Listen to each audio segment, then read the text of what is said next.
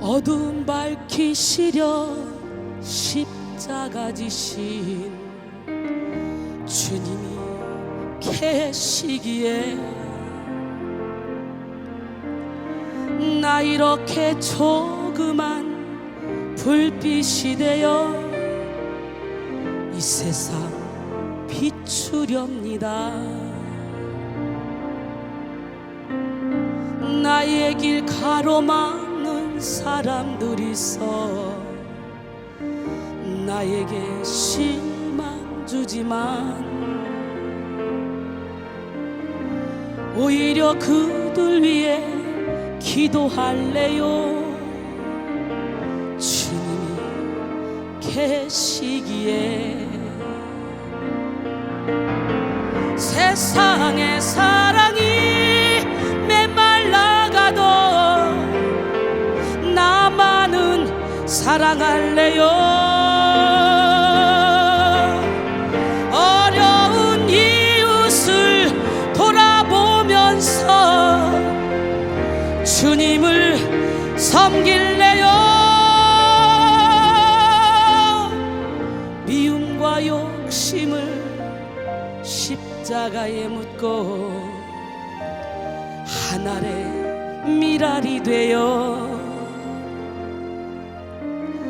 모두를 사랑하며 살고 싶어요. 주님이 계시기에. 네, 왕하 2장 1절로 14절 말씀 함께 보겠습니다. 여호와께서 회오리 바람으로 엘리야를 하늘로 올리고자 하실 때에 엘리야가 엘리사와 더불어 길갈에서 나가더니 엘리야가 엘리사에게 이르되 청하건대 너는 여기 머물라. 여호와께서 나를 베델로 보내시느니라 하니 엘리사가 이르되 여호와께서 살아계심과 당신의 영혼이 살아있음을 두고 맹세하노니 내가 당신을 떠나지 아니하겠나이다 하는지라. 이에 두 사람이 베델로 내려가니 베델에 있는 선지자의 제자들이 엘리사에게로 나와 그에게 이르되 여호와께서 오늘 당신의 선생을 당신의 머리 위로 데려가실 줄을 아시나이까 하니 이르되 나도 또한 아노니 너희는 잠잠하라 하니라. 엘리야가 그에게 이르되 엘리사야 청하건대 너는 여기 머물라. 여호와께서 나를 여리고로 보내시느니라. 엘리사가 이르되 여호와께서 살아계신과 당신의 영혼이 살아있음을 두고 맹세하노니 내가 당신을 떠나지 아니하겠나이다 하니라. 그리고 그들이 여리고에 이름에 여리고에 있는 선지자의 제자들이 엘리사에게 나와 이르되 여호와께서 오늘 당신의 선생을 당신의 머리 위로 데려가실 줄을 아시나이까 하니 엘리사가 이르되 나도 아노니 너희는 잠잠하라. 엘리야가 또 엘리사에게 이르되 청하건대 너는 여기 머물라. 여호와께서 나를 요단으로 보내시느니라 하니 그가 이르되 여호와께서 살아계신과 당신의 영혼이 살아있음을 두고 맹세하노니 내가 당신을 떠나지 아니하겠나이다 하는지라. 이에 두 사람이 가니라. 선자의 제자 50명이 가서 멀리 서서 바라보매 그 두 사람이 요단가에 서 있더니 엘리야가 겉옷을 가지고 말아 물을 치매 물이 이리저리 갈라지고 두 사람이 마른 땅 위로 건너매 엘리야가 엘리사에게 이르되 나를 내게서 데려감을 당하기 전에 내가 내게 어떻게 할지를 구하라. 엘리사가 이르되 당신의 성령이 하시는 역사가 갑절이나 내게 있게 하소서 하는지라. 이르되 내가 어려운 일을 구하는도다. 그러나 나를 내게서 데려가시는 것을 내가 보면 그 일이 내게 이루어지려니와 그렇지 않으면 이루어지지 아니하리라 하고 두 사람이 길을 가며 말하더니 불수레와 불말들이 두 사람을 갈라놓고 엘리야가 회오리 바람으로 하늘로 올라가더라. 엘리사가 보고 소리 지르되 내 아버지여 내 아버지여 이스라엘 병거와 그 마병이여 하더니 다시 보이지 아니하는지라. 이에 엘리사가 자기의 옷을 잡아 둘로 찢고 엘리야의 몸에서 떨어진 겉옷을 주워가지고 돌아와 요단 언덕에 서서 엘리야의 몸에서 떨어진 그의 겉옷을 가지고 물을 치며 이르되 엘리야의 하나님 여호와는 어디 계시나이까 하고 그도 물을 치매 물이 이리저리 갈라지고 엘리사가 건너니라. 할렐루야. 기적의 하나님 능력의 하나님은 살아계십니다. 나는 낙심의 장애물을 뛰어넘어라 라는 제목으로 함께 은혜를 나눌 때 여러분 갑절의 능력을 받는 시간이 되기를 원합니다. 예, 여러분은 어떻게 이 제목을 어떻게 하고 싶어요? 갑절의 능력을 받아라 이렇게 말하고 싶죠? 예, 마음대로 해석하셔도 돼요. 다 맞습니다. 살아계신 하나님, 능력의 하나님, 기적의 하나님, 멋쟁이 하나님은 오늘 저를 통해 여러분에게 갑절의 능력을 주실 줄 믿어요. 낙심의 장애물을 뛰어넘고 갑절의 능력을 받는 시간이 되길 원해요. 이 말씀을 보면 아유 나 저거 많이 들었던 거야 다 알아. 예, 이렇게 생각할 수 있겠지만 오늘 또 하나님께서 저희의 입술을 통해 또 다른 은혜를 여러분에게 허락하실 줄 믿습니다. 약할 때 강함 주신 그 하나님은 누구 하나님? 아멘. 100여 년 전 미국의 헨리 콤스톡이라는 땅 부자가 살고 있었습니다.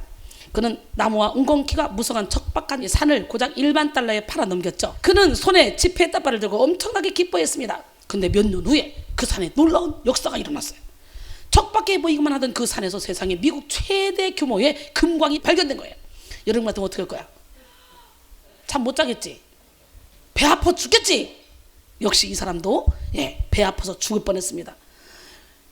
땅을 치며 후회했습니다. 그러나 때는 늦으리 그는 자신의 잘못된 선택을 한탄하며 술로 세월을 보내다가 세상에 한 달 만에 스스로 목숨을 끊어버렸다는 거예요. 절망하고 좌절해서 낙심해서. 반면 1914년에 한 발명가의 집과 연구실이 대화재가 일어나는 일이 벌어졌어요. 200만 달러 넘는 전 재산을 날린 그의 인생은 잿더미처럼 공허했습니다. 이 발명가의 나이는 67세. 사람들은 재기하기에는 너무 늙어 보이는 그를 찾아와서 위로의 말을 건넸습니다. 그리고 그 아들은 67세 된 아버지가 그 엄청난 모든 업장을 다 불태우는 걸 보고 있을 때 얼마나 힘드실까. 마음을 졸이고 있는데 갑자기 그 아버지가 하는 말이 야 엄마 모시고 와 엄마. 야 세상에는 이런 장관을 볼 수가 없다. 야 엄마 모시고 와. 대단하지 않습니까? 왜 아멘 나네. 꼴통들이네. 세상에 그러자 위대한 발명가는요 사람들이 위로의 말을 건너니까 빙그레 웃으면서 말합니다. 낡은 건물과 시설에 연연하는 내 좁은 소견을 깨우치려고 하나님이 일부러 깨끗이 청소를 해주신 것입니다. 놀래보자. 하나님이 내게 새 것을 주시기 위해서 지금 하나님께서 착 청소를 하는 것입니다. 이렇게 말합니다. 이 사람의 이름이 누구냐? 발명왕 토머스 에디슨이에요. 멋지지 않습니까? 거장은 틀려요. 그는 화제를 딛고 일어나서 예전보다 더욱더 훌륭한 그런 연구소를 지었고 예전보다 더욱더 의욕적인 활동을 펼쳐나갔습니다. 콤스톡시와 에디슨은 절망 가운데 상반된 선택을 합니다. 한 사람은 고난을 이겨내지 못하고 결국은 자살을 했고 한 사람은 오히려 그 고난을 디딤돌로 삼아서 새로운 기회로 출발의 기회로 할렐루야 삼았습니다. 에디슨에게는 이런 시련이 곧 새로운 출발이 되었습니다. 여러분 우리 하나님은 살아계신데 낙심은 금물. 열매 수확의 최대의 적은 낙심입니다. 어느 날 사탄이 그동안 싸움터에서 사용했던 무기들을 이제 쫄개들에게 판매를 합니다. 이게 가격이 매겨진 각양의 무기들이 전시 판매됐습니다. 미움, 시기, 질투, 불신앙, 음란, 공포, 교만 등등 수많은 무기들이 있었습니다. 그런데 언뜻 보기에는 아주 오래된 전혀 위협적으로 보이지 않는 그런 낡은 무기 하나에 엄청난 가격이 붙어있는 거예요. 이상하게 여긴 쫄개가 두목에게 말했습니다. 아니 이 무기는 무슨 이유로 이렇게 비싸죠? 그때 두목마귀가 말합니다. 야 내가 환난도 핍박도 여러 가지 무기를 써봤지만 이야 이 모든 시기 미움 다툼 질투 혈기 원망 불평 짜증 환난 핍박 등등 수많은 무기보다도 이 무기 하나로 넘어뜨리는 사람이 훨씬 많았어. 도대체 이 무기가 뭔데요? 낙심. 여러분 우리가 낙심하지만 않으면 우리는 어떤 상황 가운데도 일어날 수 있어요. 마음이 중요해요. 마음. 신앙생활에서 가장 치명적인 것은 뭐냐? 낙심입니다. 낙심. 낙심이라는 말은 우리말 큰 사전에 바라던 것이 이루어지지 않아 맥이 풀리고 마음이 상한 그런 상태를 말하는 거예요. 그리고 히브리어로는 완전히 분쇄되다, 용해되다라는 뜻이 있고요. 헬라어로는 무가치하다라는 뜻이 있습니다.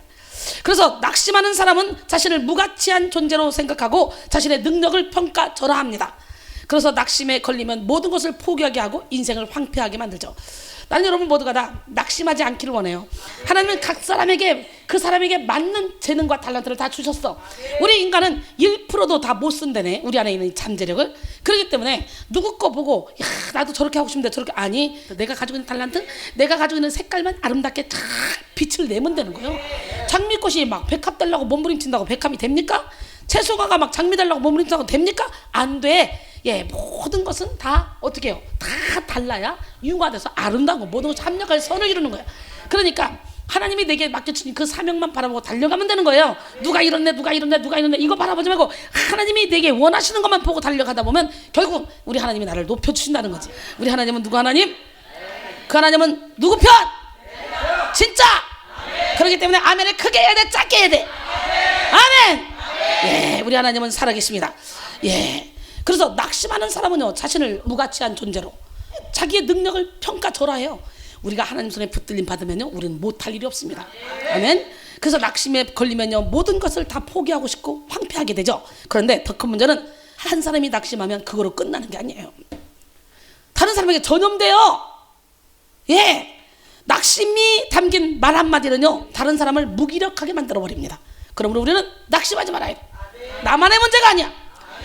오늘 본문의 엘리사는요 낙심할 수밖에 없는 그런 상황 속에서도 낙심하지 않았어요.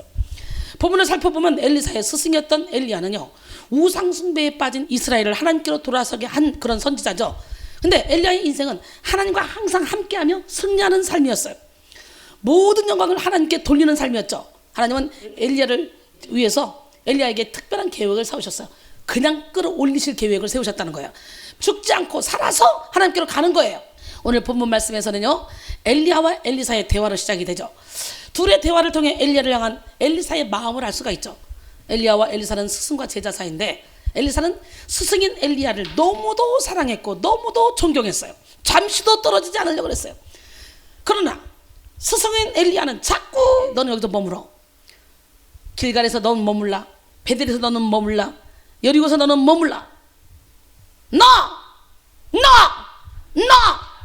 끝까지 쫓아가서 결국은 갑절의 능력을 받았어요. 할렐루야.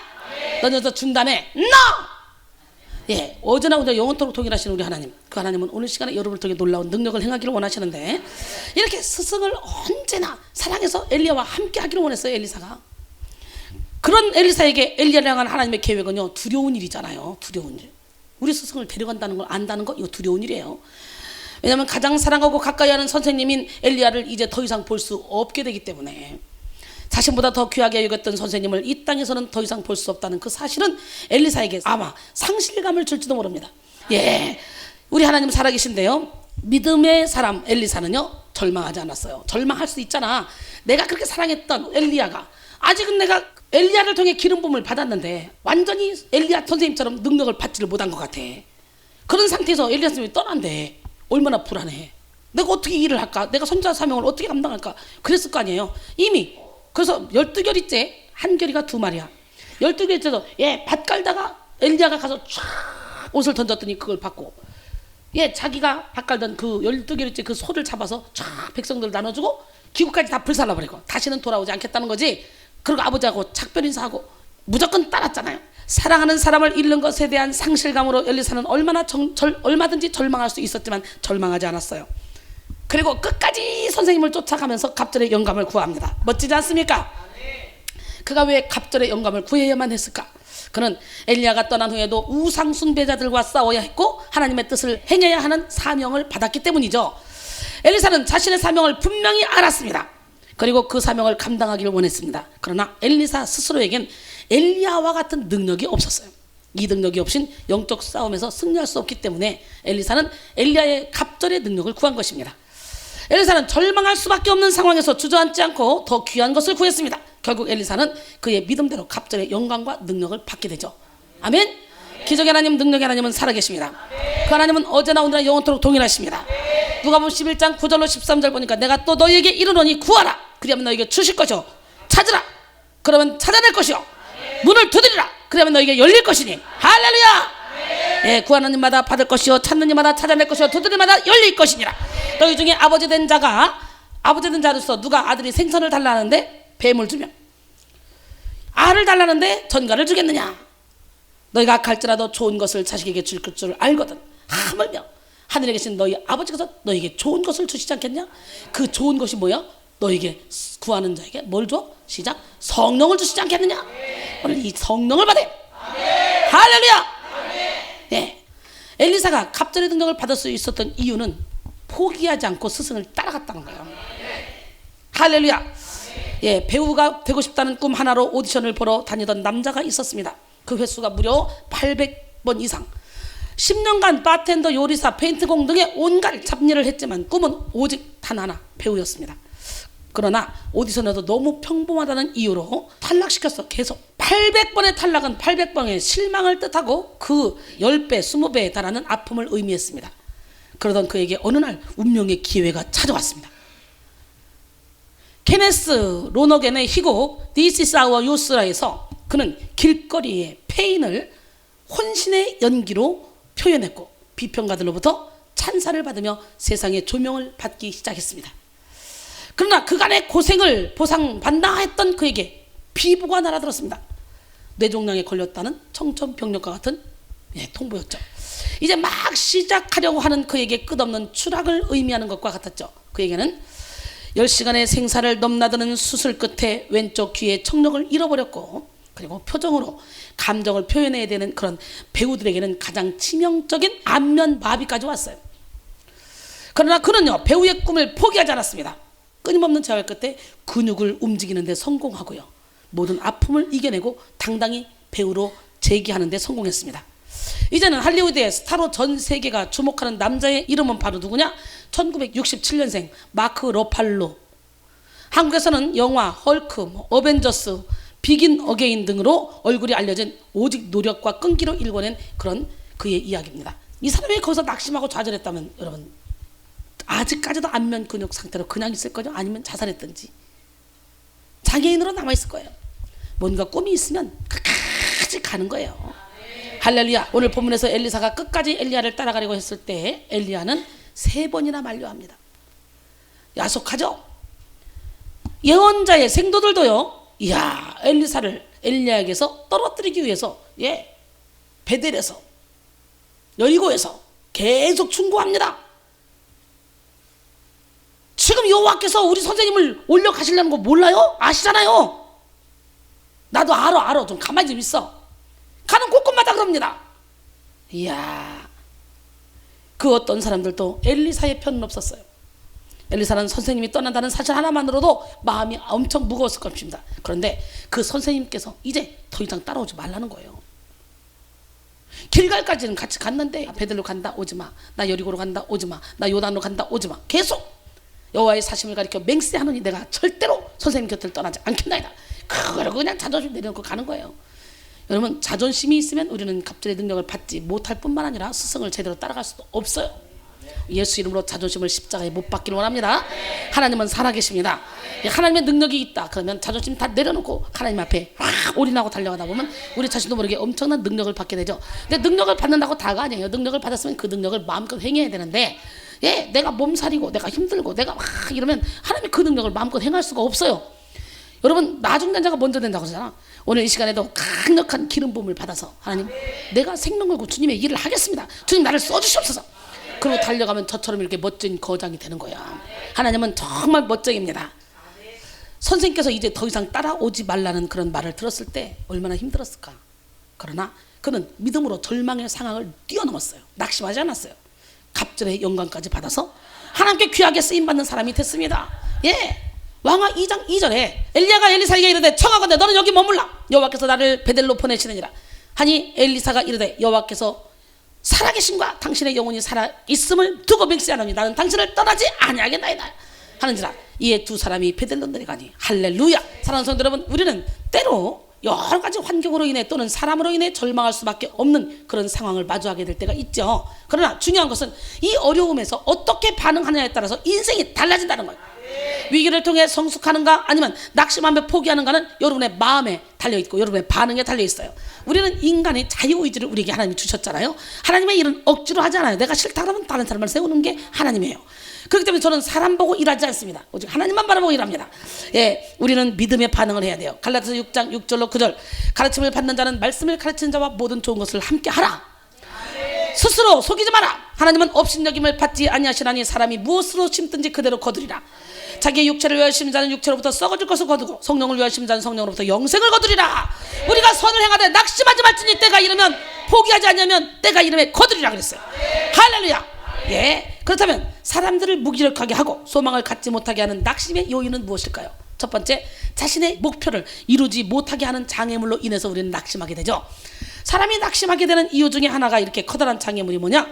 자신이 목적한 바를 이루지 못할 때, 그때 낙심하게 돼요. 예를 들어 대학 진학을 위해 수년간 노력하다가 결국 실패하면 낙심하게 되죠.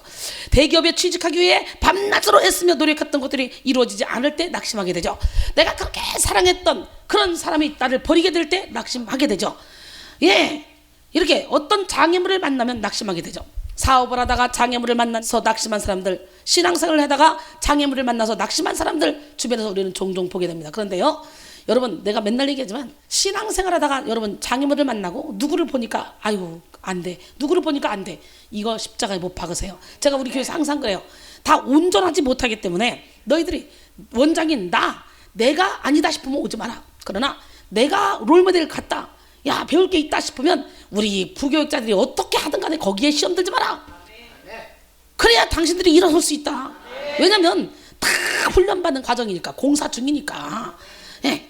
그러니까 그 사람들 보고서 시험 들지 마라. 10년 됐든 15년 됐든 20년 됐든 어떻게 그럴 수 있어, 어떻게 그럴 수 있어, 그런 거 하지 마라. 왜? 우리 모두가 다 죄인이었고 하나님께서 사람마다 다 깨닫게 하는 게 다르니까, 다 하나님의 섭리 가운데 있으니까. 할렐루야. 예, 어떤 사람은 금방 깨닫게 해서 팍 하는 사람이 있는가 하면 어떤 사람은 몇십 년 훈련 받아도 못 깨닫는 사람이 있잖아요.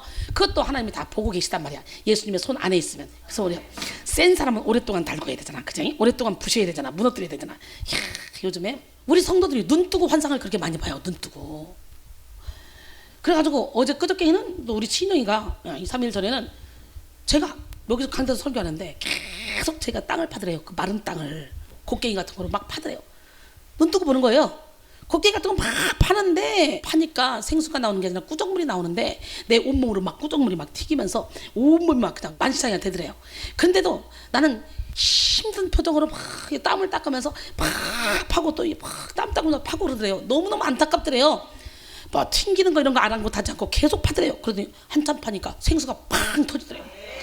그러니까 막 내가 막 웃으면서 행복해 하더라는 거예요. 그때 말씀을 통해 우리의 마음의 밭, 돌짝을, 길가밭을 막 목사님이 기경을 하고 있구나. 예, 이걸 깨달은 거예요. 그러면서 우리 안에서 생수가 터지게 하는구나. 근데 힘든데 그 힘든 표정과 이런데도 기쁨이 넘치는데 그 힘들어하는 그 모습 때문에 눈물이 나더라, 이런 얘기를 하는 거예요. 예, 어저께는요 우리 원주전 전사, 윤은전 전사가 와서 여기 같이 세웠어요. 그러다 보니까 사역자들 한 9명 같이 섰나? 그러고 보니까 반주자 2명이잖아요. 거기다가 시스템 만지는 사람, 드럼 치는 사람까지 다 서울신대 출신들에 목사 몇 명 막 다. 그리고 이제 대학원 이제 막 들어간 서민주 거기 있고. 이렇게 보니까 얼마나 뿌듯한지.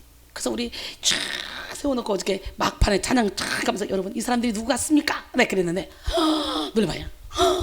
천군만마를 얻은 것 같아요. 근데 우리 교회는 막 그런 사람들이 무대끼로 쫙 거장들이 서 있잖아. 막 얼마나 배부른지. 근데 은정이 찬양을 시키는데 그 찬양 속에 얼마나 기름 부음이 임하는지, 간절하게. 근데 이렇게 찬양을 할 때 은정이 위에, 내가 옆에 서 있었는데 나와 은정이 위에 뭐가 이게 막 안개 같은 게 막 위에 있더라는 거예요. 하는 게. 그러더니 갑자기 은정이는 분홍색 드레스를 입고 나는 하얀색 드레스를 입고 있더래요. 새하얀색 드레스를. 근데 내가 은정이가 찬양하는데 여기서 바이올린을 키고 있더래요. 근데 그 은정이를 보는 눈빛이 얼마나 사랑하고 애절한 눈빛인지 그 사랑하는 눈빛으로 바이올린 키고 있더라는 거예요. 예, 그러더니 갑자기 저 위에서 막 생수가 폭포, 마치 수문을 열어놓는 것처럼 팡 터지더라는 거예요. 은정이 그러다가 고쳐진 거 아닌가 모르겠어. 진짜 그지? 와, 그걸 눈 뜨고 보는 거예요. 한수산나 목사님이.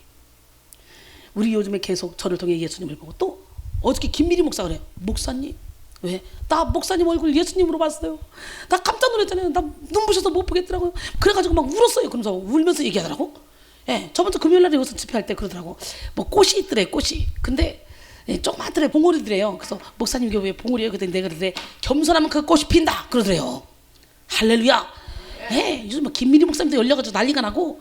야, 신기하지. 열릴지어다. 예, 맹인이 돼가지고 하나님이 예비하신 것을 보려면 영의 눈이 열려야 되고 영의 귀가 열려야 되고 영적인 마음이 활짝 열려야 될 줄로 믿습니다. 기적의 하나님은 누구 하나님? 아멘. 예. 사람들은 자신의 앞길을 막는 장애물을 만나면 쉽게 낙심해버립니다. 그런데 사도 바울을 보십시오. 바울은 엄청난 환난을 당했지만 장애물로 인해서 다가온 환난 때문에 낙심하지 않았습니다. 바울은 늙어서도 로마 감옥에 갇혀야 했습니다. 편안하게 산 적이 한 번도 없습니다. 예, 그는 살 소망이 끊어질 정도로 환난을 당했습니다. 고린도서 1장 8절로 9절, 형제들아, 우리가 아시아에서 당한 환난을 너희가 모르기를 원하지 아니하노니 힘이 겹도록 심한 고난을 당하여 살 소망까지 끊어지고 우리는 우리 자신이 사형 선고를 받은 줄 알았으니 이는 우리로 자기를 의지하지 말고 오직 죽은 자를 다시 살리시는 하나님만 의지하게 하려 하심이라 그랬어요. 고린도전서 4장 9절에 보니까 내가 생각하건대 하나님이 사도인 우리를 죽이기로 작정된 자같이 끄트머리에 두셨음에 우리는 세계 곧 천사와 사람에게 구경거리가 되었도다 그랬어요. 예, 고린도서 11장 23절 27절 보니까 사도 바울이 자기가 당한 고난을 쫙 적나라하게 기록해 놓고 있습니다. 그들이 그리스도의 일꾼이냐 정신없는 말을 하거니와 나는 더욱 그러하도다. 내가 수고를 넘치도록 하고 옥에 갇히기도 더 많이 하고 매도 수도 없이 맞고 여러 번 죽을 뻔하였으니 유대인들에게서 40에서 하나 감한매를 5대 맞고 3번 태장으로 맞고 1번 돌로 맞고 3번 파선하고 일주야를 깊은 바다에서 지냈으며 여러 번 여행하면서 강의 위험, 강도의 위험, 동족의 위험, 이방인의 위험, 시내의 위험, 광야의 위험, 바다의 위험, 거짓 형제 중에 위험을 당하고. 여러분, 동족의 위험, 거짓 형제 중에 위험이 무서운 거야. 내 편인 줄 알았더냐? 뒤통수쳐. 그죠?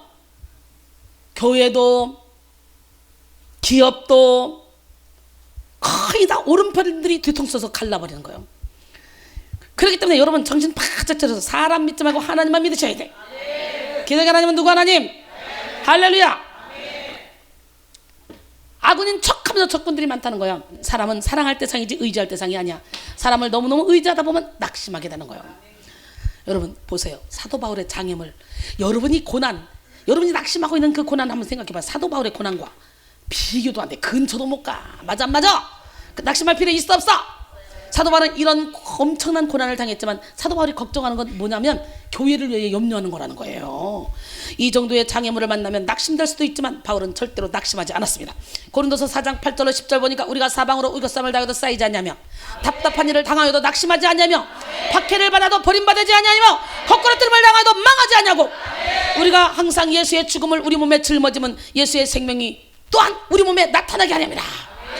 로마서 8장 35절로 39절 보니까 누가 우리를 그리스도의 사랑에서 끊으려? 환난이나 공고나 박해나 기근이나 적신이나 위험이나 칼이라.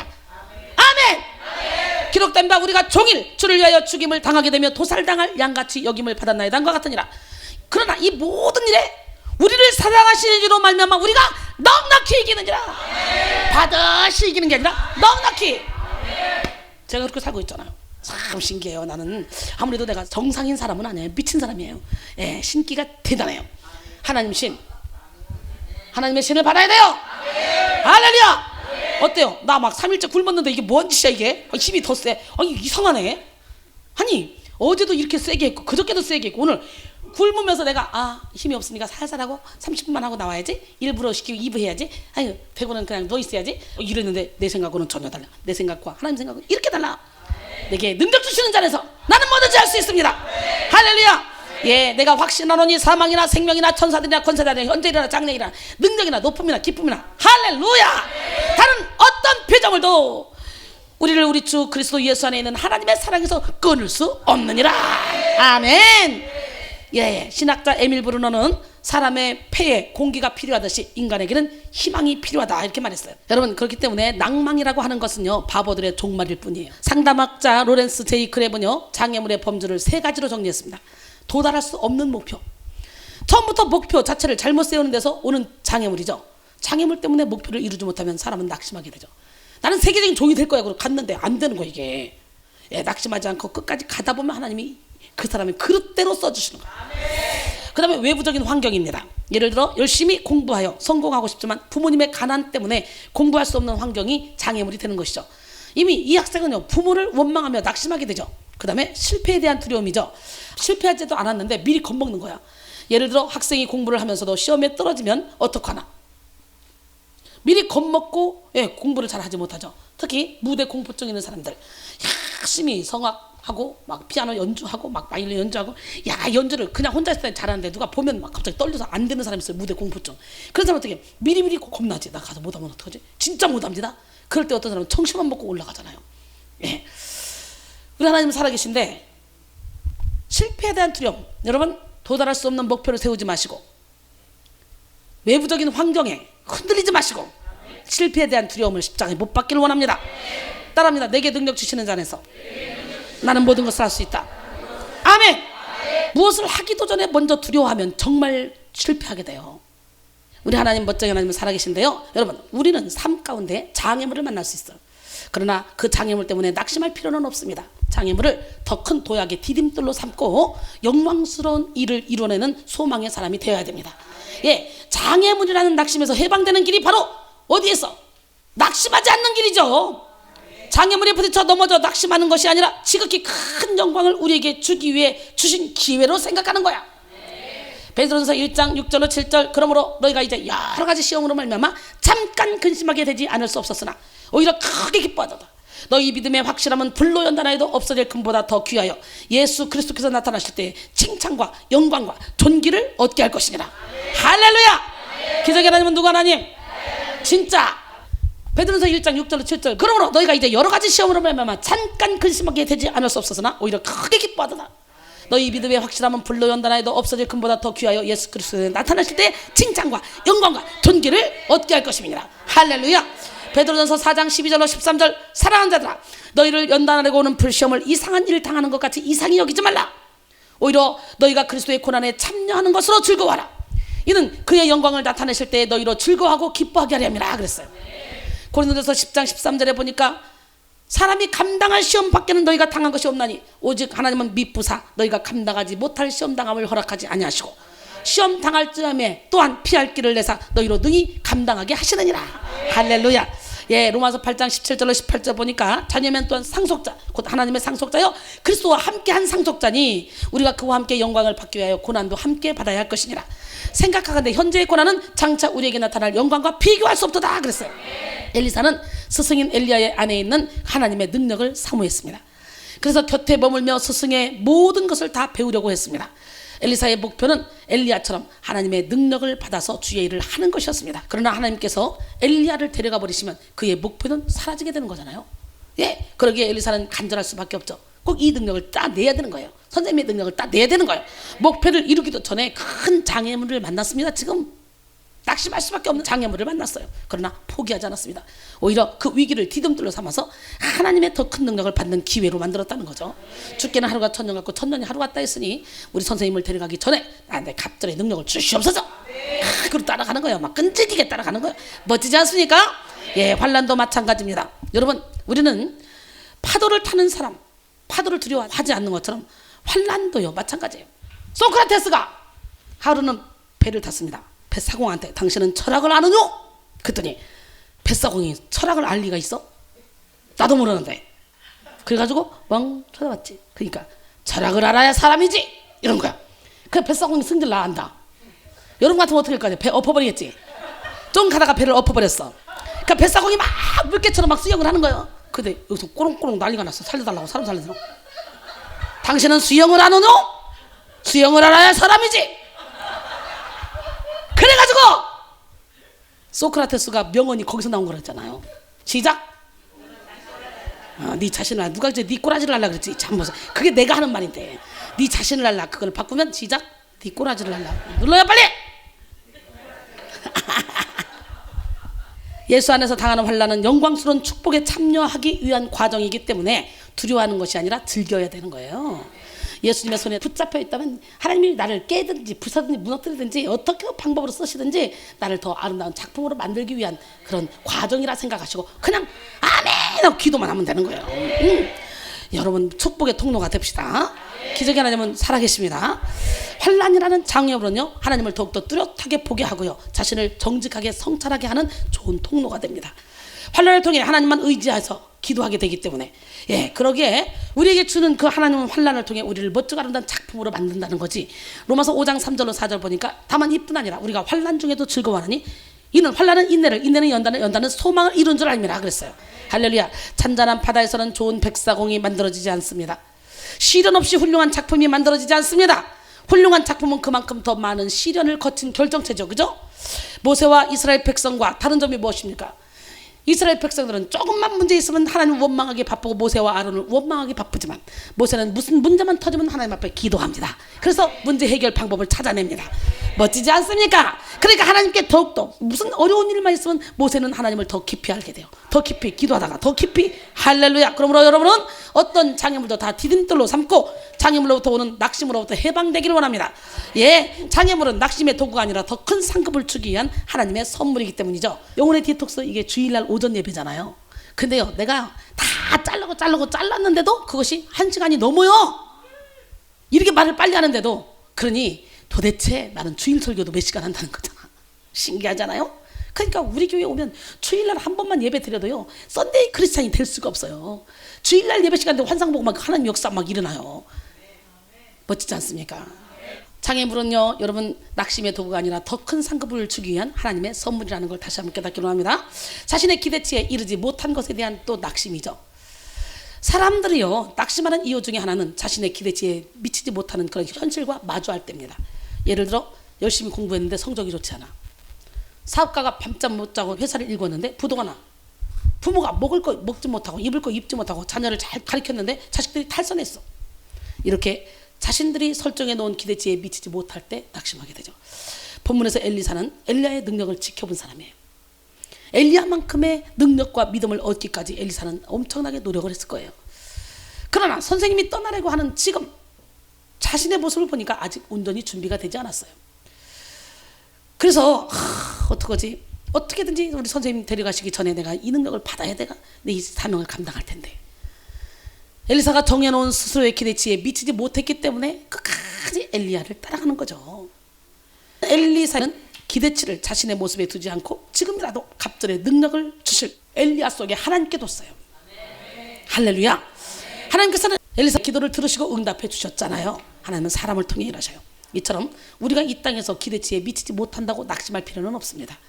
상황으로부터 오는 낙심에서 해방되길 바랍니다. 그래야 신앙이 성숙하고 우리의 인생이 행복해집니다. 사도 바울 또한 기대치에 미치지 못한다고 해서 낙심하지 않았습니다. 이 세상에 보이는 것 때문에 낙심하지 않았어요. 바울은 어떤 상황에서도 낙심하지 않고 열심히 목회했습니다. 그러나 그 결과는 무엇입니까? 열심히 목회한 결과는요, 자신이 개척한 고린도 교회인들이 우상숭배를 하게 되고요, 파당을 지어서 싸우고요, 은사를 남용합니다. 자기들끼리 똘똘똘 있는 사람 없는 사람 따로따로 뭉칩니다. 남색합니다. 환장할 일 아니에요? 그리고 그들이 나중에는요, 사도 바울이 일관성이 없다고 비난까지 합니다. 신기하잖아요?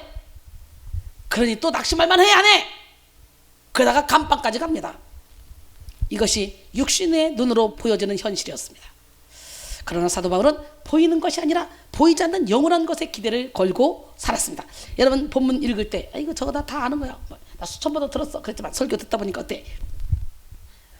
맛이 다르지? 고린도서 4장 16절로 18절까지 보니까 그러므로 우리가 낙심하지 아니하노니 우리의 겉사람은 낡아지나 우리의 속사람은 날로 새로워지도다. 우리가 잠시 받는 환난에 경한 것이 지극히 크고 영원한 영광에 중한 것을 우리에게 이루게 하매니 우리가 주목하는 것은 보이는 것이 아니오 보이지 않는 것이니 보이는 것은 잠깐이요 보이지 않는 것은 영원함이라 그랬어요. 우리는 이 세상을 바라보며 살면 누구나 낙심할 수밖에 없어요.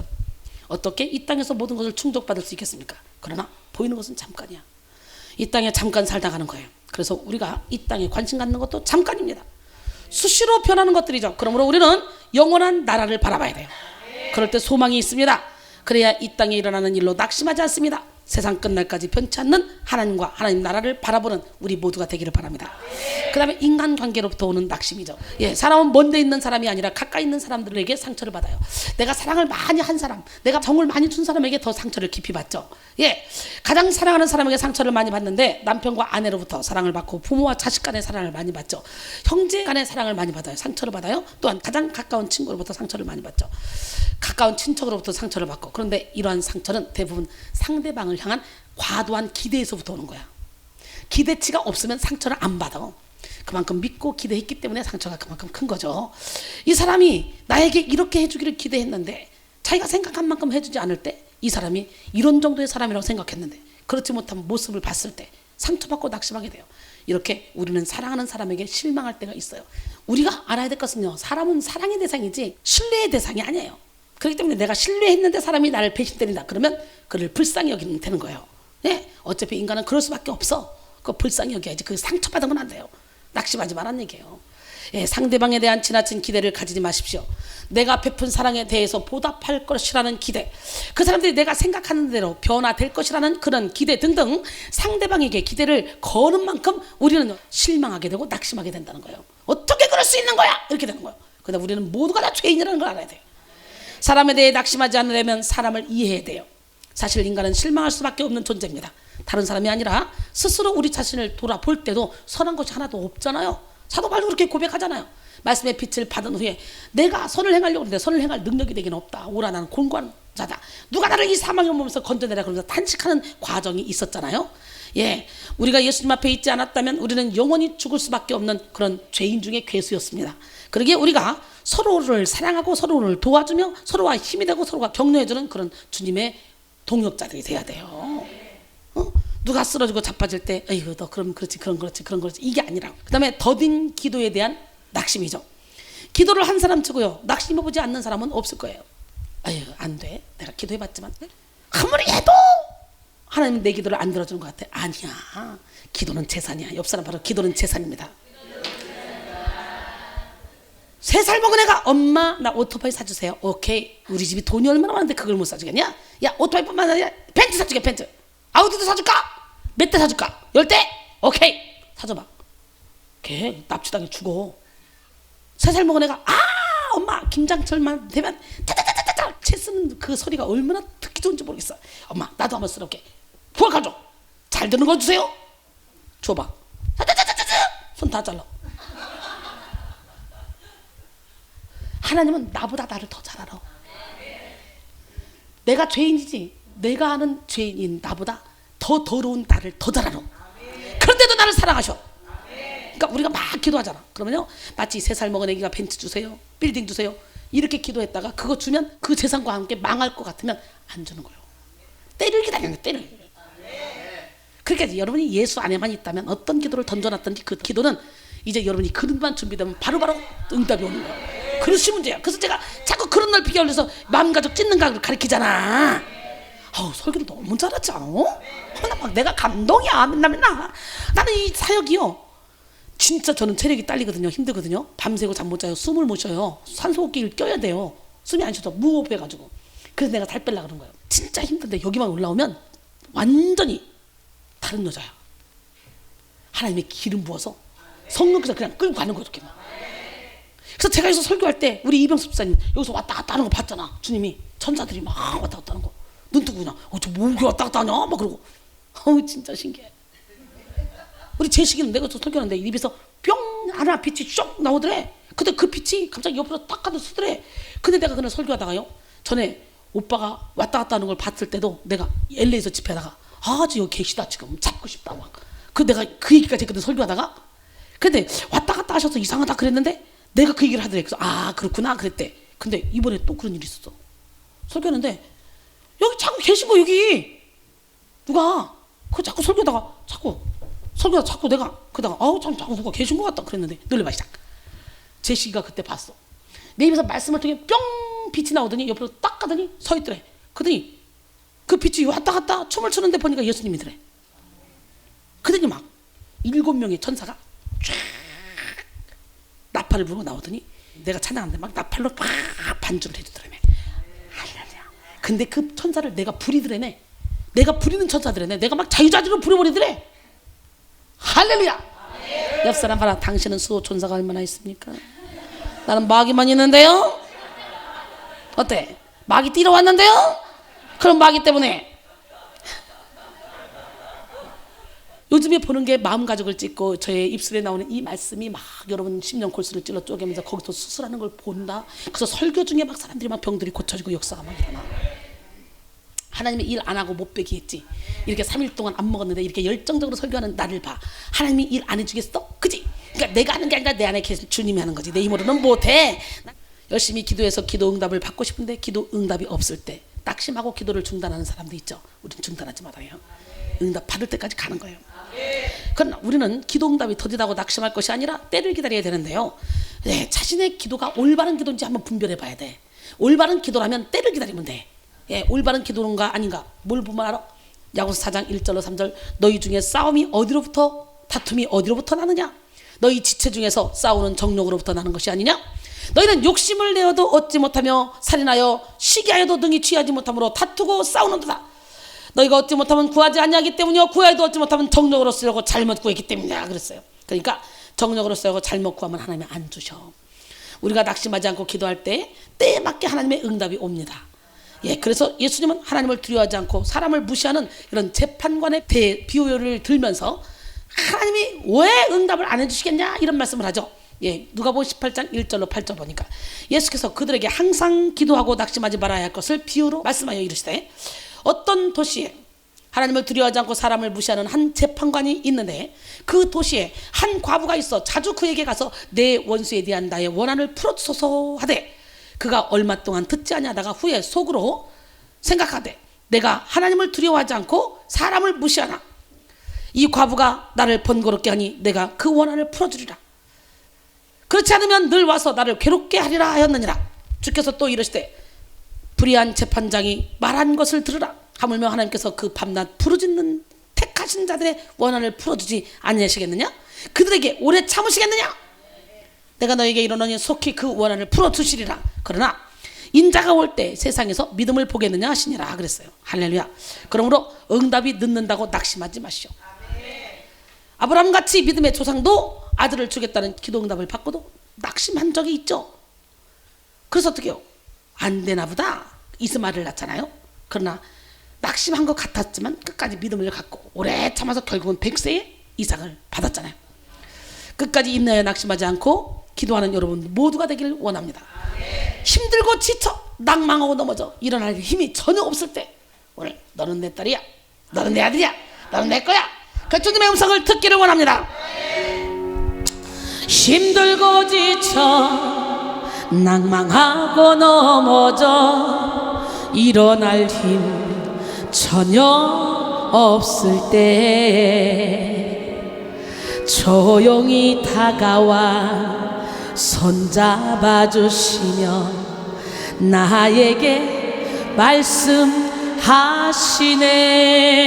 말씀하시네. 나에게 실망하며 내 자신 연약해 고통 속에 눈물 흘릴 때 못자국 난 그 손길 눈물 닦아주시며 나에게 말씀하시네. 너는 내 아들이라 오늘날 내가 너를 낳았도다. 너는 내 딸들이라 나의 사랑하는 내 아들이라 언제나 변함없이 너는 내 아들이라 나의 십자가 고통 해산의 그 고통으로 내가 너를 낳았으니 너는 내 아들이라 오늘날 내가 너를 낳았도다. 너는 내 아들이라 나의 사랑하는 내 아들이라. 아멘이십니까? 그 다음에 여러분 자신이 가진 것을 잃어버리는 것에 대한 낙심이죠. 사람은 자신이 가지고 있는 것들을 잃어버릴 때 낙심합니다. 내가 가지고 있던 명예를 잃을 때 혹은 사랑하는 사람을 잃을 때 인기, 재물, 친구, 건강 등을 상실할 때 낙심하게 돼요. 사람은 그가 가지고 있는 것을 상실하면 의욕 또한 상실하게 되죠. 소유물로부터 얻었던 소망이 사라지게 되어 인생이 허무해집니다. 특별히 나이 드신 분들은요 점점 자녀들에게 서운함을 많이 느껴서 섭섭마귀가 많아. 나이 드신 분들 예수 이름으로 섭섭마귀는 떠나갈지어다. 내리사랑이야. 내리사랑. 우리도 해봤잖아요. 우리도 부모님한테 순종 안 했잖아요. 나는 엄마 되면 저렇게 안 살아 그랬잖아요. 여러분 자신나니까 똑같잖아요. 왠지 알아요? 성경에 내리사랑이래. 내리사랑. 어쩔 수 없어. 그러니까 내가 자식을 낳는데 크는 과정에 날 행복하게 해주잖아. 아장아장 걷지 엄마 아주 얼마나 행복해. 그거 표현 안 되잖아. 돈 주고 못 사잖아. 키울 때 나를 행복하게 해준 거로 만족해. 욕심 부리지 마. 그러면 또 그 자식은 또 자기 자식 이러면서 사랑하는 게 이게 순리더라고 이게. 그러니까 예수 이름으로 섭섭하기는 떠나갈잖아. 아예 바라지 않으면 섭섭하지도 않아. 바라니까 섭섭한 거야. 그 나는 자식이고 뭐고 그냥 내가 다 베풀어줘야지, 나눠줘야지, 풀어야지 막 이런 마음으로 살으니까요 하나도 안 섭섭해. 나 이뻐? 응. 참 신기한 일이야. 여러분 소유로부터 얻었던 그런 소망이 사라지게 되어 인생이 허무해지는 경우가 많죠. 특별히 나이 드신 분들 오늘 예수 이름으로 섭섭하게 떠나갈지어다. 어렸을 때는 부모의 뜻대로 잘 따랐던 그런 아이들이 장성하면서 부모의 뜻대로 따라주지 않죠. 그럴 때요 부모들은 상실감을 느끼죠. 이런 사람은 하나님께 소망 두는 것이 아니라 자기가 가지고 있는 소유의 소망을 두는 거예요. 그러나 사실 원했던 것을 소유한다 해도 그 기쁨과 만족은 잠시 잠깐입니다. 그래서 끊임없이 소유하려고 노력하지만 그 만족감이 채워지지 않아서 결국은 또 낙심하게 되는 게 인생입니다. 그래서 우리는 빌립보 4장 11절로 13절 내가 궁핍함으로 말하는 것이 아니니라. 어떤 형편이든지 나는 자족하기를 배우노니 나는 비천에 처할 줄도 알고 풍부에 처할 줄도 알아. 모든 일 곧 배부름과 배고픔과 풍부와 궁핍에도 처할 줄 아는 일체의 비결을 배웠노라. 내게 능력 주시는 자 안에서 내가 모든 것을 할 수 있는지라. 할렐루야. 제가 그렇게 살고 있잖아. 나는요 누구도 나를 못 흔들어. 나를 내 마음을 흔들 수 있는 사람 딱 하나야. 하나님 앞에 완전히 사로잡힌 사람. 그 사람이 아니면 누구도 나 못 흔들어. 또 어떤 사람이 흔들어? 연약하고 부족하여 정말 불쌍한 영혼들 있잖아. 그 사람들은 불쌍한 마음, 긍휼한 마음으로 품을 수밖에 없어. 나는 어떤 상황 가운데도 좌로나 우로나 치우치지 않고 쫙 중심을 가지고 하나님 향해 달려가고 있어요. 신기하죠? 어떻게 이런 믿음을 주셨는지 몰라? 이 반석 같은 믿음 오늘 여러분에게 있어지길 원해요. 예, 사람을 보고 환경을 보고 믿는 것이 아니라 예수님 한 분 보고. 주께서는 심지가 견고한 자를 평강하고 평강하도록 지키신대. 왜? 그가 주를 신뢰하기 때문에. 이사야 26장 3절의 말씀이에요. 우리는요 골로새 2장 6절 7절 말씀처럼 예수님께 뿌리를 깊이 내려야 돼요. 할렐루야. 예, 엘리사는 낙심하지 않았습니다. 포기하지 않았습니다. 잠시 잠깐 눈앞에 사랑하는 선생님을 상실해야 되는 그런 아픔이 있겠지만 그보다 더 크게 채워주실 하나님을 보았기 때문에. 아멘. 우리는 소유의 상실에서 오는 낙심, 목표 달성에 장애물로 오는 낙심, 기대치에 못 미치는 대가로 인해 오는 이 낙심의 늪에서 해방돼야 됩니다. 우리를 낙심하게 하는 상황이 찾아오지 않을 수는 없지만 우리는 하나님을 바라볼 때 능히 승리하며 이전보다 더욱더 성장하게 됩니다. 믿으십니까? 광야의 샘이란 소설을 쓴 미국의 소설가 카프만 부인의 고백을 여러분도 아실 겁니다.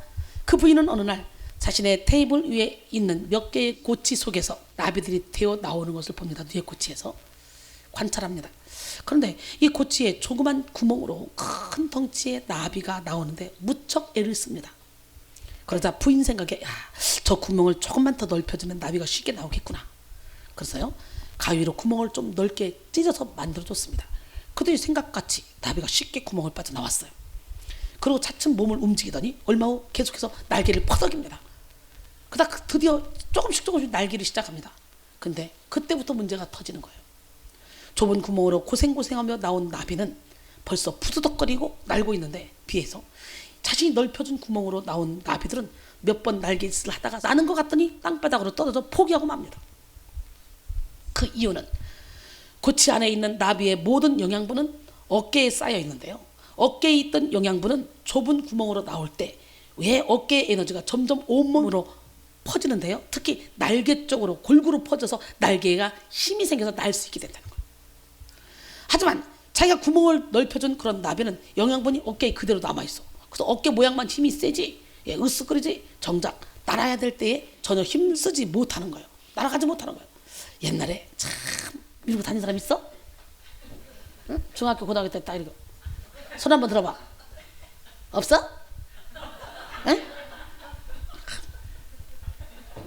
목사님도 그렇게 안 다녔어요? 자기는? 오빠가 그렇게 다녔지? 여기 안 다녔어? 신기하네. 난 충청도 양반인데 말이야. 나 이러고 다녔어요. 이러고 다니는 오빠가 멋있어 보였어요. 네, 폼 재는 거 딱 어깨 딱 주머니 넣고 딱. 뭐 얼마나 멋있어 보냐. 그런 것처럼 이 나비도 어깨에 힘만 들어갔지. 날지도 못해. 제가 진짜 잘한 것이 있다면 우리 아들 둘을 갖다가 그냥 초등학교 다닐 때까지 쭈쭈를 먹였다는 거. 그 다음에 자연분만했다는 거. 옛날에 엄마 뱃속에서 아기들이 나올 때 그 고통 있잖아요. 마치 나비가 누에 꽂혀서 나올 때 이 고통을 당해야 어깨에 있는 힘이 온몸으로 퍼지고 날개로 퍼져서 평생 날 수 있는 것처럼 엄마 자궁을 뚫고 나오는 그 아기들은 평생 고난을 이길 수 있는 힘을 가지고 나온대. 근데 배를 딱 갈라 나온 애들은 어려움을 견디지를 못한대. 그 요즘 애들은 쉽게 좌절하고 쉽게 낙심하고 쉽게 포기하잖아. 내가 잘한 게 있다면 자연분만 해준 거, 쪼쪼 먹여준 거 얼마나 감사한지 몰라. 우리 아들은 감사해야 돼. 그래서 내가 처녀들한테 자연분만 해라. 그러니까 몸매 아낀다고 그런 거 하지 말고 그냥 자녀를 평생 행복하게 키워. 여러분, 쉽게 가려고 하지 말고 하나님이 내게 고난을 허락하면 그 고난을 짊어지고 가. 하나님이 내게 주신 십자가라면 지고 가. 우리는 뭐예요? 누구나 할 것 없이 인생을 단맛만 있기를 원해. 그러나 하나님은 짠맛, 신맛, 매운맛, 뜨뜻한 맛 여러 가지 맛을 우리에게 허락한다. 우리 싫어도. 그리고 그 맛을 보혈의 피로 버무려서 깊은 맛을 내게 해서 막 그릇을 넓혀서 많은 영혼들을 행복하게 해주는 일에 우리를 사용하신다. 그렇기 때문에 하나님의 때가 있어. 내 때가 있고 하나님의 때가 있어. 때때로 우리는 인간은 나비가 구멍을 빠져나와야 할 때처럼 고난과 환난들을 무수히 겪게 되죠. 하지만 우리가 그런 고난과 위험이란 낭만의 구멍들을 통과한 후에 훌륭한 모습으로 성장하게 되는 것입니다. 어떤 사람이 유명한 화가 라파엘에게 말했습니다. 선생님의 작품 중에 어떤 작품이 가장 훌륭합니까? 그랬더니 라파엘은 말합니다. 그거야 당연히 다음 작품이죠. 지금까지 그렸던 거에 안주하지 않고 노력하고 산다는 거죠. 이렇게 창조적인 사람은 자신의 다음 단계의 수준을 더 높이 정하고 살아간다는 거지. 여러분의 인생 다음 단계의 수준을 더 높이 정하고 살아가야 돼. 하나님은 우리 각 사람에게 가장 알맞고 적당한 것을 주시는 분이에요. 모든 것은 다 때가 있어요. 욕심 부리지 마세요. 전도서 3장 1절로 11절 범사의 기한이 있고 천하 만사가 때가 있다니. 날 때가 있고 죽을 때가 있으며 심을 때가 있고 심은 것을 뽑을 때가 있으며 죽일 때가 있고 치료할 때가 있으며 헐 때가 있고 세울 때가 있으며 울 때가 있고 웃을 때가 있으며 슬퍼할 때가 있고 춤출 때가 있으며 돌을 던져버릴 때가 있고 돌을 거둘 때가 있으며 안을 때가 있고 앉는 일을 멀리할 때가 있으며 찾을 때가 있고 버릴 때가 있으며 이럴 때가 있으며 지킬 때가 있고 버릴 때가 있으며 찌를 때가 있고 꿰맬 때가 있으며 잠잠할 때가 있고 말할 때가 있으며 사랑할 때가 있고 미워할 때가 있으며 전장할 때가 있고 평안할 때가 있으며 할렐루야. 때가 있다는 거예요. 범사에 평안할 때가 있느니라. 일하는 자가 그의 수고로 말미암아 무슨 유익이 있으랴. 하나님이 인생들에게 노고를 주사 애쓰게 하신 것을 내가 보아노라. 하나님이 모든 것을 지으시되 때를 따라 아름답게 하셨고 또 사람들에게는 영원을 사모하는 마음을 주셨느니라. 할렐루야. 그러나 하나님이 하시는 일의 시종을 사람으로 증량할 수 없게 하셨다 그랬어요. 우리는 내 때가 아닌 하나님의 때를 기다려야 돼요. 하나님은 우리의 그릇을 너무나 잘 아시기 때문에 우리가 아직 성장하지 못했다면 그 그릇에 맞춰서 최선의 것으로 채워주십니다. 그릇에 맞춰주신다는 거야. 그릇에 맞춰서. 그러니까 우리는 그릇을 넓혀야 돼. 마음가짐을 찢어야 돼. 마태복음 6장 31절로 32절 보니까 그러므로 염려하여 이르기를 무엇을 먹을까 무엇을 입을까 무엇을 마실까 하지 말라. 이는 다 이방인들이 구한 것이라. 너희 하늘 아버지께서 이 모든 것이 너희에게 있어야 할 것을 아시느니라 그랬어요. 할렐루야. 이 시간 장성한 분량의 믿음을 가지고 그릇을 넓힘으로 하나님이 예비하신 모든 축복을 받는 우리 모두가 되기를 주님의 이름으로 축원합니다. 고린도전서 2장 9절로 10절 보니까 기록된 바 하나님이 자기를 사랑한 자들 위하여 예비하신 모든 것은 눈으로 보지 못하고 귀로도 듣지 못하고 사람의 마음으로도 생각하지 못했던 것 같으니라. 오직 하나님이 성령으로 이것을 우리에게 보이셨으니 성령은 모든 것 곧 하나님의 깊은 것까지도 통달하시느니라. 할렐루야. 성령의 충만함을 받아야 되겠죠. 우리 주님은요 우리에게 무엇이 필요한지 우리보다 더 잘 알고 계십니다. 그런데 우리에게 고난을 허락하시는 이유가 뭐예요? 우리가 오직 하나님만 의지해서 그릇을 넓힘으로 하나님의 동력자로서 모든 사람을 주님의 사랑으로 품게 만들기 위함이에요. 우리는 장성한 분량의 믿음을 가져야 됩니다. 우리가 성장하지 못하면 주님이 새롭게 주시는 그 축복을 누릴 수가 없습니다. 그런데 우리가 끊임없는 성장을 이루려면 먼저 어떻게 돼요? 기대 수준을 높여야 되는 거예요. 지금 현재보다 더 조금씩 할 수 있을 만큼. 신기하지? 저는 옛날부터 나보다 못한 사람보다 나보다 잘난 사람하고 만나서 잘난 사람하고 놀고 내가 도전을 받고 계속적으로 나를 키워왔어요. 그러다 보니까 나도 모르게 거장이 돼 있더라고요. 그런 것처럼 여러분 기대 수준을 높여야 되는 거예요. 자꾸 기대 수준이 낮은 사람 저도 막 벅벅 기는 사람만 쳐다보고 있으면 저 사람에 비해서는 내가 훨씬 높구나.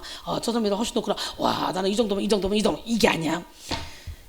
내가 지금 매일 예배를 드리지만 저 사람은 보니까 매일매일 또 기도도 하네. 저 사람 보니까 예물도 많이 들고 헌신도 많이 전도도 하네. 24시간 하나님께 드리네. 우리 거기에 도전받아야 돼. 달려가야 돼. 내가 하는 거로 만족하면 안 돼. 거기도 먹어본 사람이 먹는 거야. 그쵸? 저 보세요. 저 하나님께서 인받은 뒤로 24시간 드리잖아 하나님께. 근데도 내가 잘났다고 안 하잖아. 내 만입이 있어. 내 몸이 100개 1000개 10,000개라도 나 하나님께 다 드리고 싶어. 이제 다시 태어난다. 그러면 엄마! 이게 말 시작할 때부터 복음 전하고 싶어. 그만큼 이 복음 전하는 게 가치 있고 하나님 내게 맡겨진 이 사역에 너무너무 감사하고 저를 통해 얼마나 많은 영혼들이 지금 살아나고 기뻐가지고 막 그냥 행복하다고 기쁘다고. 우리 찬우가 여기서 잠깐 예배 드렸어. 잠깐 목사님 아들이. 근데 막 행복해서 살겠대. 나를 몇십 년 동안 아는 애처럼 나를 그렇게 사랑하네. 찬우가 별일을 다 먹었어. 그렇다니까 영적으로 하나가 되면 기대 수준을 높입시다.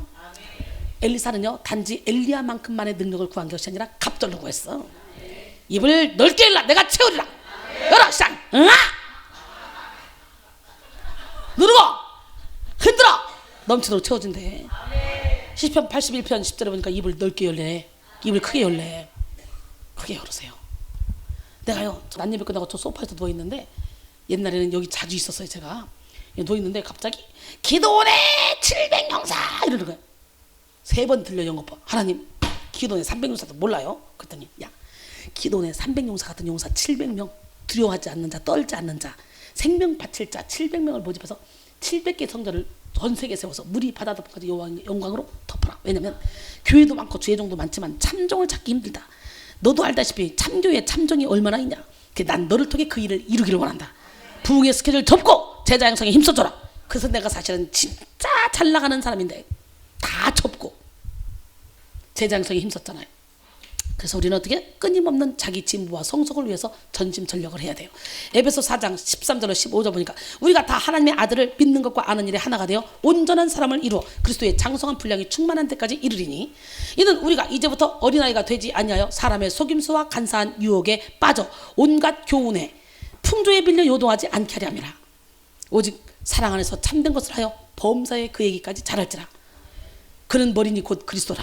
할렐루야. 히브리서 5장 14절에 보니까 단단한 음식은 장성한 자의 것이니 그들은 지각을 사용함으로 연단을 받아 선악을 분별하는 자라 그랬어요. 난 여러분 모두가 다 단단한 음식을 먹는 자가 되기를 원합니다. 베드로서 1장 4절로 7절 보니까 이로써 그 보배롭고 지극히 큰 약속을 우리에게 주사 이 약속으로 말미암아 너희가 정욕 때문에 세상에서 썩어질 것을 피하여 신성한 성품에 참여하는 자가 되게 하려 하셨느니라. 그러므로 너희가 더욱 힘써 너희 믿음의 덕을 덕의 지식을 지식의 절제를 절제의 인내를 인내의 경건을 경건의 형제의 우애를 형제의 우애에 사랑을 더하라. 할렐루야. 만남의 축복은 기적을 창조합니다. 여호수아는 모세가 안수했을 때 지혜의 영이 충만했습니다. 결국은 쫙 이스라엘 지도자로 우뚝 설 수가 있었습니다. 신명기 34장 9절에 보니까 모세가 눈의 아들 여호수아에게 안수하였으므로 그에게 지혜의 영이 충만하니 이스라엘 자손이 여호와께서 모세에게 명령하신 대로 여호수아의 말을 순종하였더라. 할렐루야. 김춘추 시인이 쓴 꽃이라는 시가 있죠. 내가 그의 이름을 불러주기 전에는 그는 다만 하나의 몸짓에 지나지 않았다. 내가 그의 이름을 불러주었을 때 그는 나에게로 와서 꽃이 되었다. 내가 그의 이름을 불러준 것처럼 나의 이 빛깔과 향기에 알맞는 누가 나의 이름을 불러다오. 그에게로 가서 나도 그의 꽃이 되고 싶다. 우리들은 모두 무엇이 되고 싶다. 나는 너에게 너는 나에게 잊혀지지 않는 하나의 의미가 되고 싶다. 할렐루야. 하나의 몸짓에 불과하던 사람이 꽃이 되고 의미가 되는 것은 누군가와의 만남을 통해서입니다. 우리는 우리의 가능성을 보고 믿어주는 사람을 만날 때 의미 있는 하나의 꽃이 될 수 있습니다. 누군가가 우리를 변화시킬 수 있는 존재로 이미 변화된 것처럼 불러줄 때 우리 생애는 놀랍게 달라지기 시작합니다. 포도주 틀에서 밀타작을 하고 있던 비겁한 기드온, 두려움이 많은 기드온, 무서워서. 그런데 그에게 하나님의 사자가 찾아가서 뭐라고 말했어요? 시작! 큰 용사요. 그때 진짜 큰 용사가 됐어 안 됐어? 300명으로 13만 5천 명을 확 물리치는, 연합군을 물리치는 놀라운 기적의 주인공이 되었어요. 오늘 여러분 주님이 찾아오셔서 큰 용사요 하면 끝나는 거야. 저를 보세요. 저를. 신기하잖아요. 저는 어떤 일로도 내 영이 움직이질 않아요. 흔들리질 않아요. 이야, 어떻게 이렇게 단단한 신앙이 생겼는지 모르겠어. 하나님 너무 감사해요. 아빠 신기하지. 요한복음 1장 42절에 데리고 예수께 오니 예수께서 보시고 이르실 때 내가 요한의 아들 시몬이냐? 장차 개발하리라 하시니라 그랬어요. 누굴 보고? 베드로를 보고. 베드로가 처음부터 베드로 아니야. 시몬이었어. 요한의 아들 시몬. 게바는 번역하면 베드로거든요. 근데요 장차 게바가 되리라 했잖아요. 근데 마태복음 16장 16절로 19절 보니까 시몬 베드로가 대답하여 이르되 주는 그리스도시요 살아계신 하나님의 아들이시니다. 예수께서 대답하여 이르시되 바요나 시몬아 내가 복이 있도다. 이를 내게 알게 하니는 혈육이 아니오 하늘에 계신 내 아버지시니라. 또 내가 내게 이르노니 너는 베드로라. 드디어 베드로가 된 거예요. 드디어 반석이 된 거예요. 장차 개바가 되리라 했는데 예수 그리스도를 뭐라고 고백했기에 시작 주는 그리스도시요 살아계신 하나님의 아들입니다. 이렇게 고백했을 때 개바가 되리라. 할렐루야. 예, 우리 하나님은 살아계신데요. 예, 또 내가 내게 이르노니 너는 베드로라. 내가 이 반석 위에 내 교회를 세우리니 음부의 권세가 이기지 못하리라. 내가 천국의 열쇠를 내게 주리니 내가 땅에서 무엇이든지 매면 하늘에서 매일 것이요 내가 땅에서 무엇이든지 풀면 하늘에서 풀리리라 그랬어. 엄청난 권세를 주잖아요. 아멘. 이야, 우리 주님은 말씀하세요. 여기에 있는 성도야, 네가 날 사랑하니? 내 어린 양을 먹이라. 네가 날 사랑하니? 내가 주를 사랑한 줄 주께서 하시나이다. 내 양을 치라. 네가 날 사랑하니? 내가 주님을 사랑한 줄 주께서 하시나이다. 내 양을 먹이라. 여기에 있는 신의 양, 내가 다른 사람들보다 나를 더 사랑하느냐 하고 주님이 물으시네. 여기에 있는 송자야, 내가 다른 사람들보다 나를 더 사랑하느냐 하고 주님이 물으시네. 자기 이름 불러봐요. 여기에 있는 경순아, 내가 다른 사람들보다 나를 더 사랑하느냐 하고 주님이 물으시네. 여기에 있는 정이야, 내가 다른 사람들보다 나를 더 사랑하느냐 하고 주님이 물으시네. 그때 나는 주께 대답했네. 내가 주를 사랑하는지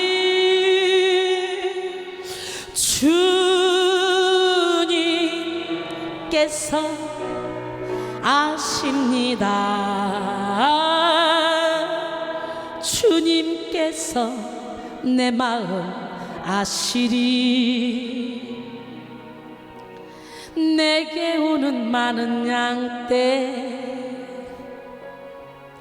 내게 맡겨줄 테니 사랑하는 내 친구여, 많은 양떼를 부탁한다. 여러분 보세요. 시몬을 개바로 베드로로 불러줬지만 베드로는 나서기 좋아했잖아요. 우쭐 천국의 쌀을 너에게 줄게. 네가 땅에서 무엇이든 매면 하늘에 매일 것이요 땅에서 풀면 풀리라. 그랬더니 어느 순간에 어깨가 올라가서 바로 이어서 내가 대제사장들과 서기관들에게, 내가 장로들에게 잡혀서 죽었다가 사흘 만에 다시 살아날 거야. 안 됩니다. 항변을 합니다. 그럼요, 지금 지가 주인이라는 거 아니야.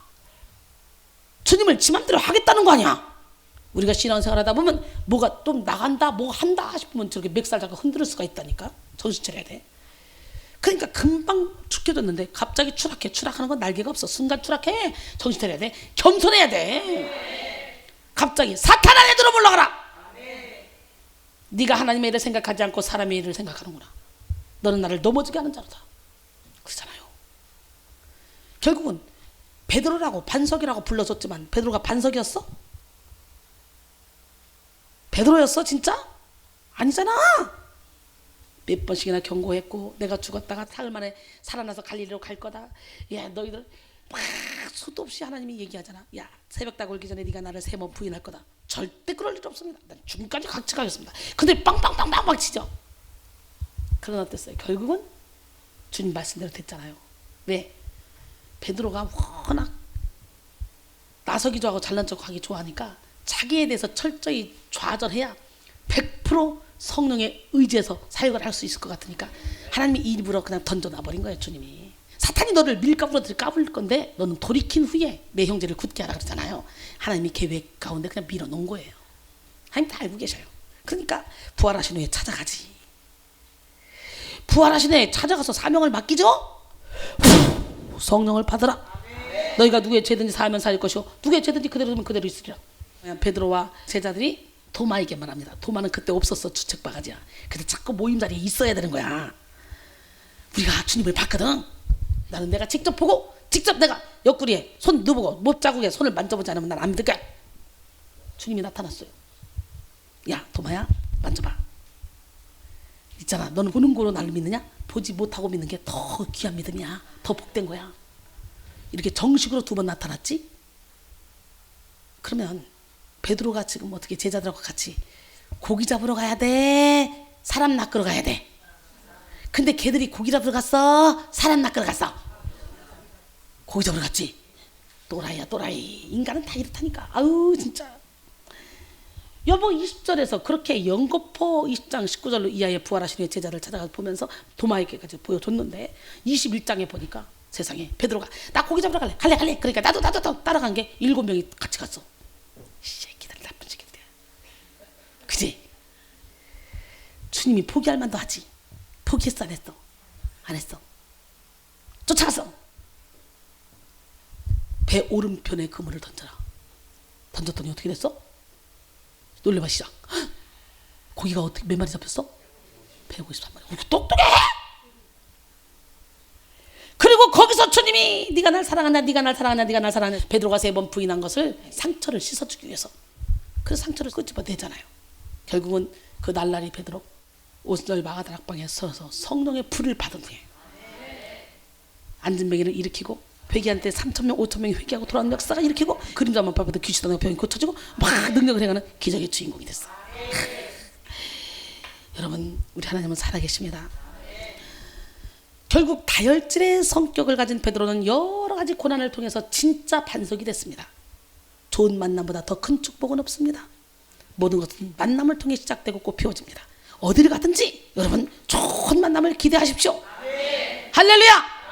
이 불을 받은 베드로 사도행전 5장 15절로 16절 보니까 심지어 병든 사람을 메고 거리에 나가 침대와 요유에 누이고 베드로가 지나갈 때 호크의 그림자라도 누구에게 덮일까 바라고 예루살렘 부근에 수많은 사람들도 모여 병든 사람과 더러운 귀신에게 괴로움받는 사람을 데리고 와서 다 나음을 얻으니라.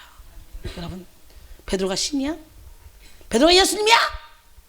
근데 왜 이렇게 그림자를 바벨로 쫓아다녀? 미친 거지. 하나님이 거기만 있어? 기도하면 있는 거지 아무데나. 맞아 안 맞아?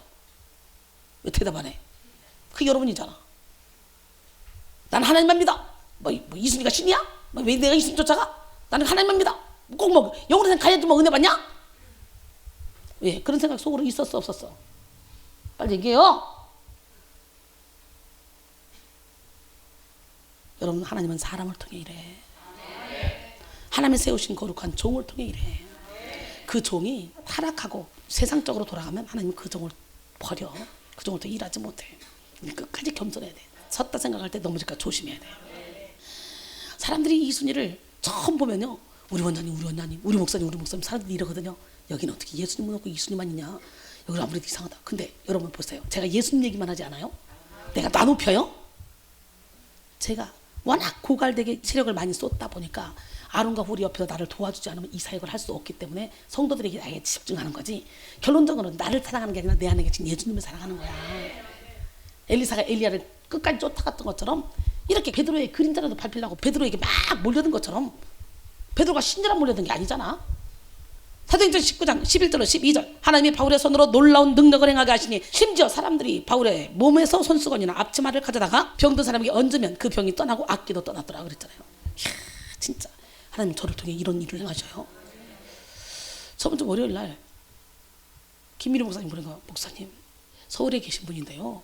자꾸 목사님한테 기도를 받고 싶대요. 전화로라도 기도만 한번 받고 싶대요. 숨이 안 쉬어진대요. 너무너무 힘들대요. 목사님 어떻게 가르쳐 드릴까요? 가르쳐 드려. 그렇게 힘들다면 내가 아무리 바빠도 받아줘야지. 그러더니 전화가 왔어요. 목사님, 제가 유튜브를 듣는데 너무 은혜돼서 제가 전화드렸는데요. 아무리 바쁘셔도 저를 기도 좀 해주세요. 저는요, 토요일밖에 못 가요. 직장을 다녀요. 제가요, 맨날 밤마다 잠을 못 자고요. 밥을 못 먹어요. 제가요, 숨이 안 쉬어져요. 그리고 막 울면서 전화 왔어요. 그대가 호흡하세요. 호흡하세요. 그리고 두려워하지 마세요. 이미 하나님이 다 이겨놓으셨어요. 우리 안에 계신 이가 세상의 인자보다 크십니다. 마치 산낙지를 쳐놓으면 산낙지가 막 살아있는 것처럼 입에 달라붙지만 우리 안에서 그냥 녹아서 죽어버리는 것처럼 이미 사단은 죽은 거예요. 두려워하지 마세요. 호흡해서요. 그러고는 한 3분에서 5분 기도해줬어요. 놀래봐 시작. 목사님 편안해졌어요.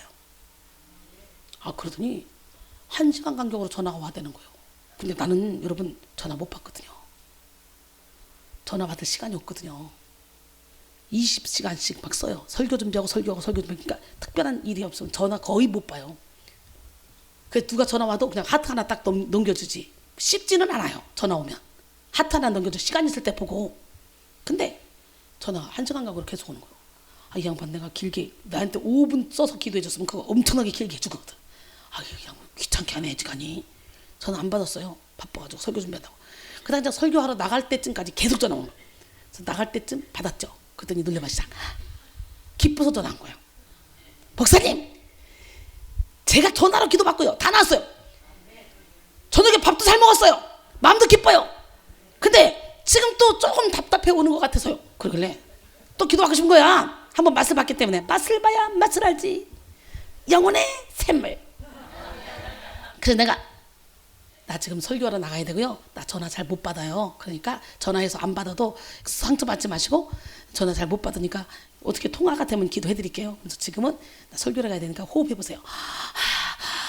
괜찮죠? 끊어요. 그래서 끊었어.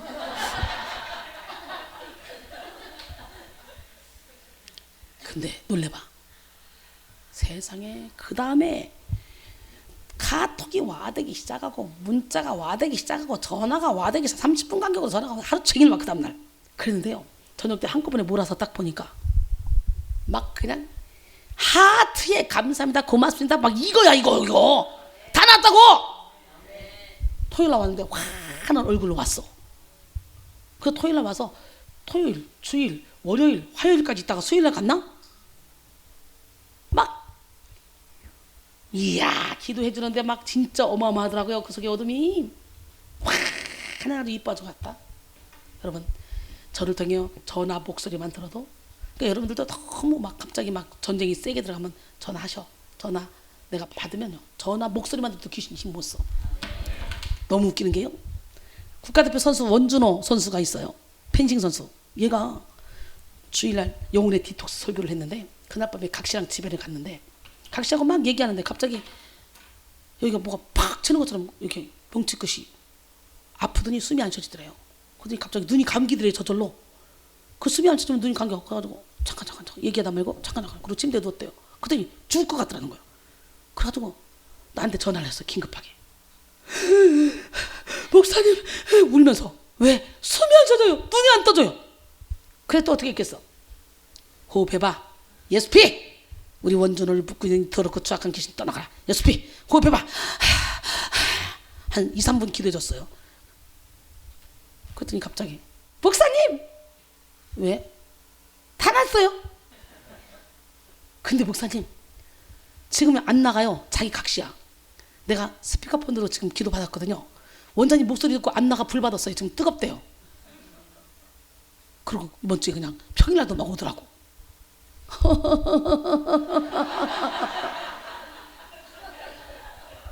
능력받을지어다. 저를 통해 이런 일 정말 많습니다.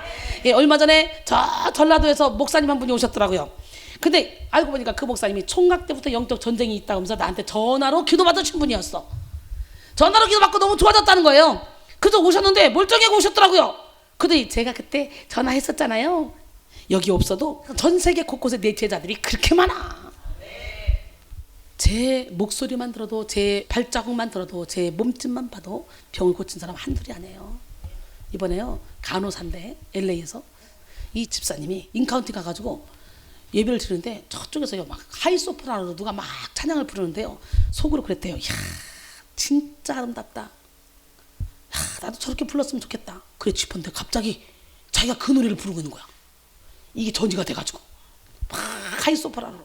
그러더니 갑자기 영어가 나오기 시작하는데, 영어를 귀신이 해도요 자기 영어 수준에서 한다. 영어가 짧은데 영어를 1시간 내내 영어로 하는 거야. 그냥 자기는 한국말로 하려고 하는데 자꾸 영어가 나오는 거예요. 그 집에 갔더니 놀래봤자 막 귀신이 다 보이는 거야. 막 구석구석 귀신이. 그때부터 몸이 꿈틀거리기 시작한 거야. 그때부터 막 바닥거리는 거야. 바닥거리는 거야. 새처럼. 무슨 영이 들어간 거야? 귀신의 영이 들어간 거야. 그런데요, 이 사람이 고쳐질 것 같지 않았어요. 몇 년째 지금 오는데, 이 사람은요, 내가 이렇게 근처만 가면 저만하지, 벌써 저 밖에서 화장실 갔다가 두르려고 문 열기만 해도 목사님 오는 게 감이 느껴진대요. 저 끝에서 있어도 내가 어디 있는지 감이 느껴진대. 그러니까 귀신들이 벌써 알고 무서워가지고 작동을 해. 전기 감전시킨 것처럼. 가만히 있다가 내가 이렇게 근처만 가서 또 시작한다. 내가 또 시작한다. 이 인간은 언제 고쳐지냐. 또 시작한다. 막 그런데 놀래봐. 세상에 이번에 대박 났잖아. 그래서 이번에 LA 식구들이요, 직장 다니는 사람들 지금 휴가 내고 7, 8명이 와. 이 홍이요, 갑자기 축사를 하는데 빛이 한 줄기로 쑥 몸을 관통하더래요. 조금 있으니까 자기 몸보다 더 센 빛이 몸을 전체를 싹 관통하더래요. 그러다니 놀래봐. 시작. 이거 없어졌어. 환장할 일 아니야? 재미없어요. 그런 사람들이 안 하니까. 가끔 거기는 구경거리가 많거든요. 구경거리가 없어지니까 재미가 없네. 그러니까 그걸 눈으로 다 본 거야. 그게 도저히 안 될 것 같던 사람들이 그게 정리가 됐어, 영이. 그래 놀래가지고 좀 다 쫓아오는 거예요. 사실 나 이번에 LA 가서 체력이 딸려가지고 너무 힘들어가지고 그냥 하듯이 놀아주지도 못하고 설교만 바다시 하고 내려왔거든. 그런데 사람들이 그렇게 다 고쳐졌다. 할렐루야. 루스베리크스는 인생에는 가끔 신비한 만남이 찾아와서 우리를 인정해주고 어떤 사람이 될 수 있는가를 일깨워준다. 그래서 우리가 가진 큰 가능성이 비로소 빛을 발하기 시작한다라고 말했습니다. 사람은 누구나 인정받기를 좋아하죠. 그리고 인정을 받으면 생명까지도 바쳐서 충성합니다. 더 잘하려고 최선을 다합니다. 우리는 우리에게 의미를 부여해주고 우리의 가능성을 말해주는 사람들을 가까이 하는 것이 중요합니다. 오늘 본문에 나오는 엘리야는 길갈과 베델, 여리고에 선지학교를 세우고 후학들을 양성하고 있었습니다. 선지생도 모두는 엘리야가 조만간 하나님의 부르심을 받게 될 것이라는 것을 알고 있었습니다. 하나님께서 엘리야 선자를 하늘로 올리시고자 하셨을 때에 선자의 생도들 중에 다른 생도들은 멀리서 구경하고 아무도 엘리야 선자를 따라가지 아니했어요. 그러나 엘리사는 계속 따라갔습니다. 엘리사는 엘리야 선자의 제자가 된 지 얼마 되지 않은 초년생입니다. 초년생. 그럼에도 불구하고 엘리야가 하나님의 나라에 올라갈 때까지 끝까지 따라붙어서 스승이 지니고 있는 영적 능력을 갑절로 받았습니다. 멋지지 않습니까? 엘리사야말로 뒤늦게 엘리야의 제자가 되었지만 믿음 성장 코스를 제대로 밟아 올라가 마침내 스승보다 더 능력 있는 하나님의 선지자가 되었습니다. 엘리사가 모든 상황을 극복하고 갑절의 능력을 받을 수 있었던 것은 스승과 동행했기 때문이죠. 사람은 누구와 함께 있느냐에 따라서 인생이 변화됩니다. 좋은 사람과 함께 있으면 좋은 사람을 닮아가게 되고 나쁜 사람과 함께 있으면 나쁜 사람을 닮아가게 됩니다. 여러분 누구와 함께 있기를 원합니까? 부정적인 말을 하는 사람과 함께 있으면 부정적인 사람이 돼요. 긍정적인 말을 하는 사람과 함께 있으면 긍정적인 사람이 돼요. 믿으십니까? 누구와 동업하고 누구와 동행하느냐, 이거 정말 중요한 문제죠. 그래서 만남의 축복은 기적을 창조합니다. 만남의 축복을 통해 완전히 인생이 변화되죠. 그러나 잘못된 만남을 통해 파멸의 길로 가는 사람들도 있죠. 잠언 13장 20절에 지혜로운 자와 동행하면 지혜를 얻고 미련한 자와 사귀면 해를 받느니라. 잠언 27장 17절에 보니까 철이 철을 날카롭게 하는 것처럼 사람이 그 친구의 얼굴을 빛나게 하느니라 그랬어요. 오늘 엘리야와 엘리사는 함께 동행하여 길갈을 찾아갔습니다. 그곳에는 선지학교가 세워져 있었는데 엘리야는 길갈의 선지 생도들과 마지막 작별을 하려고 찾아갔을 것입니다. 근데 왕하 2장 1절에 오늘 본문 여호와께서 회리바람으로 엘리야를 하늘에 올리고자 하실 때에 엘리야가 엘리사로 더불어 길갈에서 나가더니 그랬어요. 나가더니에 해당하는 이 와이엘레크의 원형 할라크의 원래 의미는 걸어가다라는 뜻입니다. 이는 표면적으로 도보로 이동했음을 나타내는 말이지만 저자는 이 같은 표현을 통해서 영적인 측면에서 엘리야와 엘리사가 같은 삶을 걸어가고 있었음을 상징해 보여주고 있습니다. 여러분과 제가 같은 길을 걸어가야 돼요. 어디? 오로지 영혼 살리는 그 일. 아멘. 이러한 동행은 다음 절에서 엘리야에 의해 거절되었으나 엘리사가 끝까지 고집하는 과정을 통해 그들의 동행 관계는 다시 회복하게 되었습니다. 엘리사가 어떤 상황에도 흔들리지 않는 그런 믿음의 사람이 될 수 있었던 것은 스승을 잘 만나 스승 곁을 떠나지 않았기 때문이죠. 마태복음 10장 40절로 42절 너희를 영접하는 자는 나를 영접하는 것이요 나를 영접하는 자는 나를 보내신 이를 영접하는 것이니라. 선자의 이름으로 선자를 영접하는 자는 선자의 상을 받을 것이요 의인의 이름으로 의인을 영접하는 자는 의인의 상을 받을 것이요 또 누구든지 제자의 이름으로 이 작은 자 중 하나에게 냉수 한 그릇이라도 주는 자는 내가 진실로 너에게 이르노니 그 사람이 결단코 상을 잃지 아니하리라 하시니라. 아멘. 예. 히브리서 13장 7절 그리고 17절에 보니까 하나님의 말씀을 너에게 일러주고 너희를 인도하던 자들을 생각하여 그들의 행실의 결말을 보고 그들의 믿음을 본받으라. 그들의 행실의 결말이 좋으면 어떻게 해야 되냐? 너희를 인도하던 자들에게 순종하고 복종하라. 그들은 너희 영혼을 위하여 경성하기를 자신들이 청산할 자인 것 같이 하느니라. 그들로 하여금 즐거움으로 이것을 하게 하고 근심으로 하게 하지 말라. 그렇지 않으면 너에게 유익이 없느니라. 아멘. 저는요 은혜 받은 이후에 정말 주의 종을 잘 섬겼어요. 생명 걸고. 그런데 놀랍게 나의 시간 물질 노력을 다 투자해서 섬겼는데 그 주의 종을 통해 내가 이렇게 고장이 돼버렸어. 그리고 주의 종들에게 내가 사랑을 받아.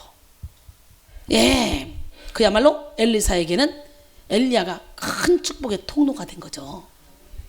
여러분 지금 누구와 함께 동행하고 있습니까? 하나님과 함께하는 사람과 동행하면 하나님을 닮게 되지만 마귀와 함께하는 사람, 동행하는 사람과 동행하면 마귀를 닮게 됩니다. 우리는 늘 성령과 동행하는 사람을 본받아야 돼요. 그러나 우리는 무엇보다 하나님과 동행하는 사람이 되어야 되는 거예요. 주의 종을 사랑하는 이유는 주의 종 안에 계신 주님을 사랑하기 때문에 그 주님을 만나려고 사랑해야 되는 거지 주의 종이 우상이 돼서는 안 되는 거예요. 예, 늘 성령과 동행하는 사람은 축복받은 사람입니다. 늘 하나님과 동행하는 엘리야는 끝내 죽음까지 맛보지 않고 그대로 하나님이 계시는 곳으로 갔습니다.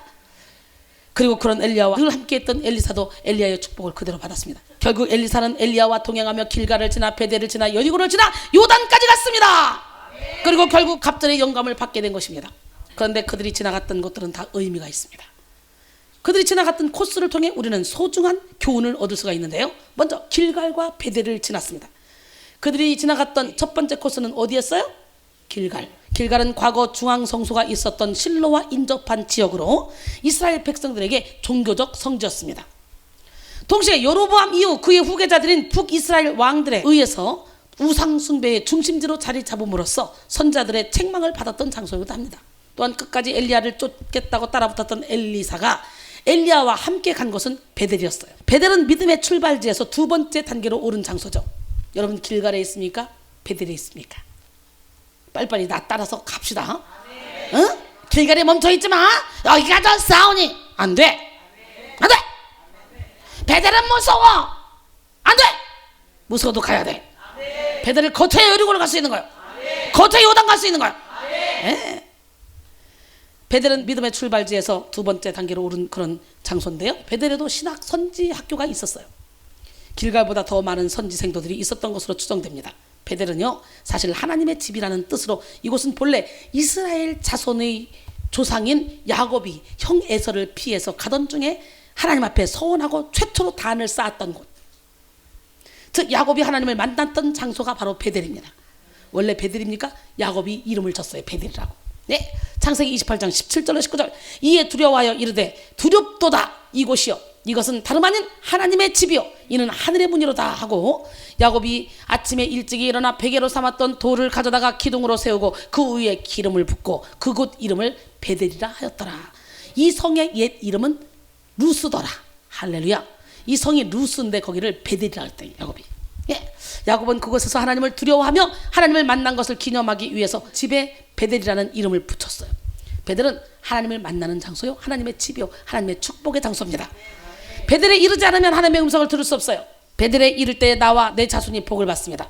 하나님은 베델에 이른 성도들을 축복하시기 위해서 내가 너와 함께 하리라 라고 약속했어요. 그런데 이스라엘이 남북으로 나뉘어졌을 때 북왕국 여로보암 왕은 베델에 금송아지를 세우고 온갖 우상을 섬기게 했어요. 남유다의 예루살렘과 맞서는 북이스라엘의 종교 중심지, 우상 섬김의 중심지가 베델이 된 거예요. 왕상 12장 25절로 29절, 여로보암이 에브라임 산지에 세겜을 건축하고 거기서 살며 또 거기서 나가서 분우엘을 건축하고 그의 마음에 스스로 이르기를 나라가 이제 다윗의 집으로 돌아가리로다. 만일 이 백성이 예루살렘에 있는 여호와의 성전에 제사를 드리고자 하여 올라가면 이 백성의 마음이 유다 왕 된 그들의 주 르호보암에게로 돌아가서 나를 죽이고 유다 왕 르호보암에게로 돌아가리로다 하고 이에 계획하고 두 금송아지를 만들고 무리에게 말하기를 너희가 다시는 예루살렘에 올라갈 것이 없도다. 이스라엘아, 이는 너희를 애굽 땅에서 인도에 올린 너희들의 신들이라 하고 하나는 베델에 두고 하나는 단에 둔지라 그랬어요.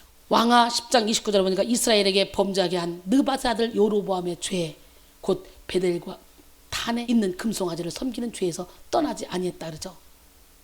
여러분, 솔로몬 후대에서 르호보암은 솔로몬 아들이고요, 여로보암이 나라를 빼앗아서 한 지파, 유다 지파, 베냐민 지파, 그 지파만 딱 솔로몬의 아들인 르호보암이 차지했고 나머지 10지파가 싹 다 여로보암이 차지했어요. 근데 이 여로보암이 이렇게 예루살렘으로 올라가지 못하게 하고 베델에다가 우상을 섬기게 금송아지를 만들었다는 거예요. 단에다 만들고. 그러나 그런 곳에 엘리야는 우상 섬기는 세력과 대항하기 위해서 선지학교를 세웠어.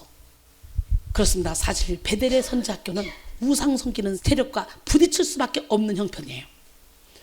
우상 섬기는 세력과 부딪히기 때문에 베델은 사람들이 올라가기를 꺼려하는 곳입니다. 그러나 믿음 생활은 곧 영적 전쟁입니다. 선한 싸움을 싸우는 거예요. 베델에 올라간다는 것은 바로 영적 싸움을 하기 위해 각오하고 올라오는 거예요. 오늘 여기가 베델입니다. 평생 신앙생활하도 영적 싸움이 뭔지도 모르고 그냥 자기 의에 도취돼서 신앙생활하는 사람 많죠. 여기 오면 저절로 싸워지잖아. 할렐루야. 곧 여러분은 여리고를 만나게 될 것이고 곧 요단에 가서 노래봐. 갑절의 능력을 받게 될 거야. 기대가 된다. 엘리사는 비록 엘리야의 제자가 된 지 얼마 되지 않지만 우상 섬기는 세력과 영적 전쟁을 일으키는 것을 두려워하지 않았습니다. 길갈에서 떠나 하나님과 적이 공존했던 곳이 바로 베델이죠. 이 베델에 올라간다는 것은 베델에서 적과 투쟁하겠다는 의지가 있는 거예요. 우리의 삶도 마찬가지예요. 하나님의 영과 악한 영과의 전쟁이 치열한 곳이 바로 이 땅입니다. 마귀는 언제나 삼킬 자를 찾으며 두루 다닙니다. 심지어 하나님을 예배하는 교회까지 찾아와 우리 예배를 방해합니다. 악한 영은 은혜를 받아 예수를 위해 살겠다고 결심한 자들에게 선전포고를 하며 싸움을 걸어옵니다. 그러나 우리가 악한 영과 전투를 치르기로 결단할 때 하나님께서는 갑절의 능력을 주시고 능히 이기게 만들어 주십니다. 에베소 6장 12절에 우리의 씨름은 혈과 육을 상대하는 것이 아니요 통치자들과 권세자들과 이 어둠의 세상 주관자들과 하늘에 있는 악의 영들을 상대함이라 그랬어요. 이미 우리 안에 계신 주님은 세상에 있는 자보다 크십니다. 이미 세상을 다 이겨놓으셨습니다. 요한일서 4장 4절에 자녀들아 너희는 하나님께 속하고 또 그들을 이겨나니 이는 너희 안에 계신 이가 세상에 있는 자보다 크십니다. 요한복음 16장 33절에 보니까 이것을 너희에게 이르는 것은 너희로 내 안에서 평안을 누리게 하려 함이라. 세상에서는 너희가 환난을 당하나 담대하라. 내가 세상을 이겨노라. 길갈에서 떠나 베델로 올라가기를 꺼려 하십니까? 전쟁 때문에 두렵습니까? 구더기 무서워서 장 못 단 겁니까? 여러분이 지금 여기 왔다는 건요, 여러분의 평교회 길갈에서 지금 베델로 올라온 거예요. 전쟁 치러 올라온 거야. 여기는 전쟁을 안 치를래 안 치를 수 없어. 야, 이순이 입에서 나오는 이 말씀의 검이 여러분 신령 콜수를 막 쪼갭니다. 이걸 우리 사역자들이 눈 뜨고 보잖아요. 내가 여러분의 마음밭을 기경하는 거, 신령 콜수를 찔러 쪼개는 거, 여러분 안에 있는 바위덩어리를 무너뜨리는 거, 거기서 생수를 터뜨리는 거, 이걸 환상 중에 봐요. 예배 중에. 할렐루야. 우리 하나님 멋쟁이에요. 믿음에는 모험이 필요합니다. 선한 싸움을 싸우기 위해서 두려워하지 말고 베델로 용감히 올라가는 성도들이 되기를 원합니다. 그 다음에 여리고를 지났죠. 엘리야가 여호와의 명령에 따라 가고자 하는 그 다음 곳은 어디였어요? 여리고! 여리고는 요단 계곡과 서부산지에 이르는 도로를 굽어볼 수 있는 전략적 요충지였습니다. 또한 이곳은 여호수아가 이스라엘 백성을 약속의 땅 가나안에 들어가 첫 번째로 전쟁을 수행했던 그런 곳이죠. 당시 여호수아의 군대는 성읍주의를 언약궤를 중심으로 나팔을 불면서 6일 동안 한 번씩 돌고 제7일에 7번 돌도록 하나님의 명령을 받았죠. 인간의 판단으로는 납득이 되지 않는 그런 이 같은 명령을 묵묵히 순종하고 이에 대한 응답으로 결국은 여리고성을 함락시켰죠. 누구야? 여호수아의 말을 그대로 듣고 따랐으니까. 그렇지 않으면 여호수아의 말, 지도자의 말 안 들었으면 절대로 함락시키지 못합니다. 그래서 하나님은 사람을 통해 일한다는 걸 다시 한번 기억하시기 바랍니다. 이는 하나님의 백성들이 대적들과 싸워서 최종적인 승리를 거둘 것임을 예표해주는 사건이라고 할 수 있죠. 이 사건이 여호수아 6장에 나오죠. 이스라엘 백성들이 어떻게 여리고를 점령했습니까? 하나님의 말씀에 온전히 순종함으로. 할렐루야. 그래서 여리고는 뜻깊은 장소였습니다. 그리고 하나님께서는 엘리사가 엘리야로부터 선지자직을 전수받기 전에 바로 이 장소를 견학하기를 원하셨다고 추측해 볼 수가 있는 거예요. 그렇습니다. 베델에서 하나님의 축복을 받고 우상 섬기는 불신 세력과 투쟁한 성도들은 바로 약속의 땅 여리고에 이를 수 있었죠. 그러므로 이제 우리는 축복의 땅인 여리고를 향해 나가야 됩니다. 그런데 축복의 땅 여리고에 가 그래서 고난이 없는 게 아니라는 거예요. 그죠? 관문이 벌써 여리고 성 무너뜨리는 것부터 시작해요. 여리고 성을 무너뜨렸는데 아이성에서는요, 교만하니까 아간 하나가 욕심을 부리니까 패배하잖아요.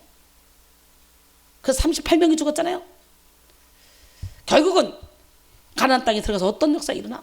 거기서도 계속 투쟁을 하는 거예요. 7족속과 싸우는 거예요. 그래서 거기서 승리해야 되는 거예요. 게을르면 아무것도 할 수 없어. 아멘. 여러분, 이제 우리는 축복의 땅인 여리고를 향해 나가야 돼요. 그러나 길갈에서 여리고로 직접 가는 길은 없습니다. 베델을 거쳐야만 여리고에 갈 수 있어요. 믿으십니까? 영적 전쟁을 치러야만 여리고의 축복을 누릴 수가 있는 거예요. 마태복음 10장 21절 22절 장차 형제가 형제를 아버지가 자식을 죽는 데에 내주며 자식들이 부모를 대적하여 죽게 하리라. 또 너희가 내 이름으로 말미암아 모든 사람에게 미움을 받을 것이나 끝까지 견디는 자는 구원을 얻으리라. 아멘. 엘리야는 베델까지 따라왔던 엘리사에게 여기 머물라, 하나님이 나를 여리고로 보내시느니라.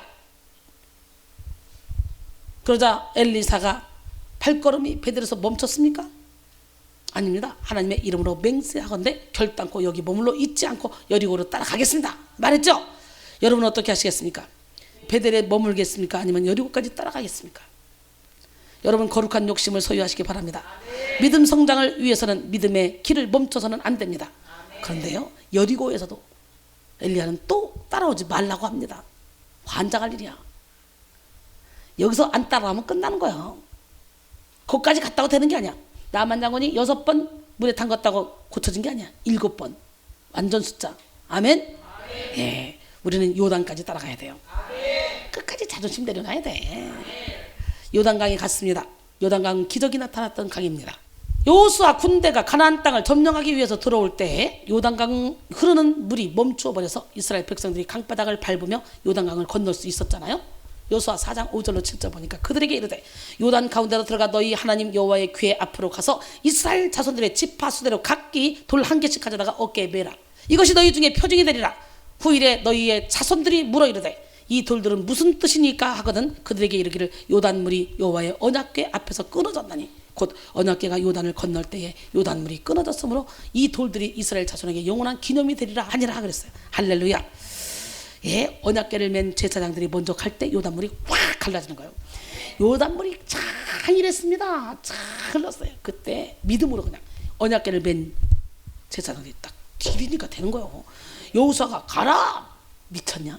100% 죽는데 언약궤까지 맺는데 좀 죽으란 얘기냐 지금? 못 가. 그러면 요단 못 건넜어. 그러니까 무조건 순종해야 돼. 아멘. 네. 오늘 본문에서 엘리야가 엘리사와 더불어 요단강 앞에 서게 되죠. 오늘 본문에 엘리야가 겉옷을 취하여 말아 물을 치매 물이 이리저리 갈라지고 두 사람이 육지 위로 건너더라 그랬어요. 겉옷은 마치 모세의 지팡이가 그의 권위와 위엄의 상징물이었던 것처럼 엘리야의 겉옷 또한 선지자 직분의 위엄과 상징물, 영광을 나타냅니다. 할렐루야. 예. 그러므로 선지자가 겉옷을 던진다는 것은 선지자직을 위임한다는 의미죠. 엘리야가 그 겉옷을 취하여 물을 쳤을 때 물이 갈라지는 기적이 일어났죠. 근데 갈라진 것 때문에 건넜죠. 건너매 9절로 10절까지 보니까 건너매 엘리야가 엘리사에게 이르되 나를 내게서 취하시기 전에 드디어 이제 그때 물어보는 거야. 왜 너 여기까지 따라와? 이거를 처음부터 물은 게 아니고. 야, 하나님은 스릴을 좋아한다. 막판에. 그러니까 나 끝났다 생각할 그때가 일어날 때야. 아멘. 포기하지 마. 나를 내게서 취하시기 전에 내가 내게 어떻게 할 것을 구하라. 엘리사가 가로되 당신의 영감이 갑절이나 내게 있기를 구하나이다. 가로되 내가 어려운 일을 구하는도다. 그러나 나를 내게서 취하시는 것을 내가 보면 그 일이 내게 이루려니와 그렇지 않으면 이루지 아니하리라 그랬어요. 내가 내게 어떻게 할 것을 구하랴. 이거는 엘리야의 말에 엘리사가 제시한 것은 뭐예요? 바로 갑절의 영감이죠. 여러분 지금 하나님이 내가 내게 어떻게 할 것을 구해라. 그럼 여러분 뭐라고 말할까요? 시작. 에이 웃겨. 나 병 고치러 왔거든요. 나 돈 좀 달라고 왔거든요. 솔직히 그런 마음으로 온 거 아니야? 아니라고. 우와, 그러면 기도에 700용사 중에 하나씩 다 했댔네? 이야, 내가 너에게 무엇을 해주길 원하느냐? 갑절로 갈지어다. 갑절로 번역된 쉐나임은 반복하다라는 뜻의 동사 쇠나에서 유래된 명사로 둘, 두목 이렇게 해석되죠. 갑절, 두목. 여러분 이 영감으로 번역된 이 루아흐 이거는 영을 뜻하는 단어인데요. 본문에서는 선지자적 사명을 감당하는 영적 능력이라는 의미로 쓰이죠. 따라오는 시간에 영적 능력을 갑절로 두 몫으로 받는 우리 모두가 되길 원해요. 이는 뭐예요? 스승이 가진 영적 능력을 자신도 가지며 스승이 걸어간 선지자의 길을 자신도 그대로 걸어가고 싶다는 그런 의지의 표현을 한 거죠. 이 말을 들은 엘리야는 자신이 기대했던 것 이상의 요구를 듣고 네가 어려운 일을 구하는도다. 그러나 결국 엘리사는 엘리야가 승천하는 장면을 목격함으로 말미암아 갑절의 능력을 받고 야 스승의 선지자직을 계승받게 됩니다. 할렐루야. 오늘 본문 11절에 보니까 두 사람이 길을 가며 말하더니 불수레와 불말들이 두 사람을 갈라놓고 엘리야가 회오리 바람으로 하늘로 올라가더라 그랬어요. 이순이 옵서력은 하늘로 올라간 줄 알아. 설교하다가 우리 신랑 오거든. 울지 마라 그래. 슬퍼하지 마. 하늘로 올라가는 걸 내가 봤어. 우리 신랑이 안 믿겠지? 믿음이 있으니까 믿나? 아 진짜. 여러분 두 사람이 길을 가며 말하더니 이를 직역하면 그리로 그들이 걷기를 계속하면서 말했다 이겁니다. 걷다라는 뜻의 동사 할라크는 행동의 반복성 내지는 지속성을 나타냅니다. 말하더니 이것도요 행동의 지속성을 나타내는 표현으로 엘리야와 엘리사의 여행 상황을 객관적으로 묘사하는 것이지만 동시에 두 인물이 어깨를 나란히 하고 동행하고 있으며 행동과 말에 있어서 일치되고 있음을 간접적으로 드러내는 것이기도 합니다. 여러분 저에게 훈련받고 있는 제자라면 이렇게 엘리사와 엘리야처럼 저와 미리처럼 저와 미연지처럼 행동과 말에 있어서 어깨를 나란히 하고 같이 가야 돼요. 그럴 때 사탄이 틈타지 못하는 거예요. 멋지지 않습니까? 엘리사가 행동과 말에 있어서 엘리야의 능력을 그대로 전수받아서 그와 같은 능력 있는 종으로 사명을 감당할 것을 예시합니다. 그때 불수레와 불말들이 두 사람을 갈라놓죠. 불은 특별한 상징적 의미를 가지는데요. 불말과 불병거의 경우는 그동안 엘리야의 사역 가운데 불이 하나님의 임재와 보호, 신적 인증을 상징하고 수레와 말이 당시 군대의 전쟁 수행 능력을 감지하는 척도입니다. 이는 지금까지 엘리야의 사역에 대한 최종적인 신적 인증임과 동시에 하나님의 도움을 상징하는 것으로 볼 수 있죠. 이제 엘리야는 회오리 바람을 타고 승천합니다. 거듭되는 엘리야의 만류에도 불구하고 엘리사가 끝까지 엘리야와 동행하였으며 마침내 엘리야의 승천을 목격한 사건들을 통해서 엘리사에게 엘리야의 선지자직이 계승되었음을 보여준 것입니다. 뿐만 아니라 엘리야의 승천 사건은 장차 이 땅에 오실 예수 그리스도의 최종적 승리를 보여주는 한마디로 뭐야? 예수님이 그 이후에 죽으셨다가 부활하셨다가 승천하는 모습이잖아요. 그걸 보여주는 예표라는 거예요. 이렇게 엘리야처럼 악한 세상에서 영적 전쟁을 수행하는 성도들에게 큰 용기와 소망을 주죠.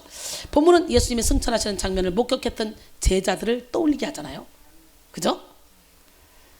이들은 예수님의 승천을 생생하게 목격한 후에 하나님 나라의 능력 있는 일꾼으로 세워지게 되잖아요. 이런 연관성을 볼 때 하나님의 일을 감당하는 하나님 나라의 일꾼이 되기 위해서는 먼저 하나님이 하시는 일을 생생하게 목격한 증인이 되어야 된다는 거예요. 그래서 영의 눈이 열려야 돼요. 영의 귀가 열려야 돼요. 영적인 마음이 활짝 열려야 돼요. 세상을 그렇게 좋아하는 제가 아예 365일 24시간 할렐루야만 하고 있으니 있어서 있는 일이에요? 저를 옆에서 24시간 지켜봐요. 저는요 하는 게 없어요. 저렇게 이쁘게 입고 오니까 막 화려해 보이죠? 저는 여러분에게 이 보이는 게 끝이에요. 이거 들어가면 잠옷으로 싹 바꿔 입으면 다 털어요. 여기 나오기 직전에 화장해요. 먹든지 마시든지 무엇을 하든지 다 하나님의 영광을 위해서 하고 있어요. 아멘. 할렐루야. 아멘. 우리 하나님은 누구 하나님? 예. 이제 왕하 2장 12절로 14절 마지막 절 오늘 본문 엘리사가 보고 소리 지르되 내 아버지여 내 아버지여 이스라엘의 병거와 마병이여 하더니 다시 보이지 아니하는지라. 이에 엘리사가 자기의 옷을 잡아 둘러 찢었다 그래요. 이것만 자아를 찢었다는 거예요. 내 생각을 내려놨다는 거예요. 그리고 옛사람의 옷을 벗었다는 거예요. 그리고 엘리야의 몸에서 떨어진 겉옷을 주웠다는 거예요. 이건 새 옷을 입었다는 거예요. 할렐루야. 엘리야의 능력을 덧입은 거예요. 주워가지고 돌아와 요단 언덕에 서서 엘리야의 몸에서 떨어진 그의 겉옷을 가지고 물을 치며 이르되 엘리야의 하나님 여호와는 어디 계시나이까 하고 그도 물을 치매 물이 시작 척척척척 갈라져. 엘리사가 건너 오늘 이 시간에 여러분들도 이순이의 하나님은 어디 계십니까? 그래서 옷 찢어줄까? 착착. 나는 여러분 모두가 다 오늘 이 부족한 종의 영역을 갑절로 받기를 원해요. 난 솔직히 그러기 원해. 나는 우리 제자들이 나보다 훨씬 큰 능력자가 되길 원해요. 엘리사도 엘리야처럼 요단강을 지나 기적의 주인공이 됐습니다. 우리가 믿음의 요단강에 이르면 하나님의 능력과 기적을 체험하게 됩니다. 오늘 마음가짐을 찢읍시다. 나를 내려놓읍시다. 내 생각을 내려놓읍시다. 그리고 옛사람의 옷을 벗읍시다. 그리고 새 사람의 옷을 입읍시다. 예. 우리가 믿음의 요단강에 이르면 하나님의 능력과 기적을 체험하게 되는데 여러분 어떻게 말씀 듣던 중에 길갈에서 베델로 여리고로 지금 요단으로 왔어. 이제 지금 능력 받을 때, 지금이 은혜 받을 때요, 지금이 구원의 날이에요, 지금 치료 받을 때야. 할렐루야. 예. 하나님을 의지할 때마다 사람의 힘으로 할 수 없는 것을 이루게 하시는 하나님의 힘을 보게 되는 것이 바로 요단입니다. 또한 요단강의 또 하나의 의미는 하나님 나라에 이르는 강이라는 것이죠. 내 주 예수 그 어디나 내가 그렇게 살고 있어요. 난 죽어도 좋아요. 살아도 좋아요. 사망아 너희 쏘는 것이 뭐냐. 사망이 쏘는 건 죄의 권능은 율법이라고. 고린도전서 15장 55절 56절. 저는 이미 예수님의 이름으로 죄를 찢음받았기 때문에 사망이 나를 쏠 수도 없고 율법이 나를 건드리지도 못해. 진리는 자기 건데 거예요. 모두가 그렇게 되길 원해. 할렐루야. 예, 멋지다. 여러분 엘리야는 바로 이 요단강을 건너는 하나님 나라에 올라갔어요. 우리는 엘리야와 엘리사처럼 믿음이 성숙한 후에 하나님 나라에 올라갈 수 있는 성도가 되기를 원해요. 길갈에 머물다가 혹은 베델에 머물다가 끝나는 것이 아니라 자존심을 내려놓고 끝까지 스승을 따라가서 여리고의 축복을 거쳐서 요단까지 이르러 갑절의 축복을 받는 우리 모두가 되기를 원합니다. 결론입니다. 오늘 엘리사는 하나님께 스승이 가지고 있는 갑절의 영감을 구했습니다. 그 능력은 하나님만이 주실 수 있는 능력이에요. 엘리야가 어찌 할 수 있는 게 아니에요. 그러나 하나님은 엘리야를 통해 일하셔요. 엘리사는 끝까지 따라가 스승이 승천하는 장엄한 모습을 목격했고요. 엘리야가 가졌던 영적 충만보다 더 갑절의 축복을 받았습니다. 길갈에 머무는 성도들은 육신의 문제를 놓고 하나님께 구합니다. 엘리사는 실망할 수밖에 없는 상황에서도 실망하지 않고 끝까지 하나님을 바라보며 따랐습니다. 낙심하지 않았습니다. 그 결과 베델, 여리고, 요단에 이르러 갑절의 능력을 받았습니다. 어떤 상황에서도 낙심하지 않고 끝까지 주를 따라가기를 원합니다. 또한 주님이 주시는 영적인 안내자를 따라가서 갑절의 능력을 받아 주님의 참된 영적인 제자가 되어 많은 영혼을 주님께로 인도함으로 말미암아 하늘의 별처럼 영원토록 빛나는 기적의 주인공이 될 수 있기를 바랍니다. 네, 포기하고 싶습니까? 내려놓고 싶습니까? 아무리 폭풍이 오고 아무리 천둥 번개가 내리치며 비가 와도요, 비행기가 쫙 구름을 뚫고 올라가면 찬란한 태양이 있어요. 한 번 더 뚫고 올라가면 더 찬란해요. 그래서 여러분 진짜 비행기 타고 하늘을 보세요. 엄청나게 아름다워요. 여러분의 인생 하늘 위에 하늘을 보고 달려가면 지금은 먹구름이 껴있는 것 같고 폭풍이 치는 것 같고 힘든 것 같지만 기류를 타고 오르는 독수의 날개를 가지고 성령의 엔진을 달고 기름을 부어서 바람나게 달고 올라가야 돼. 날아가야 돼. 뚫어야 돼. 환경을 뚫어야 돼. 이야, 뚫고 올라가면 올라갈수록요 더 맑고 맑은 태양 앞에 가까이 가.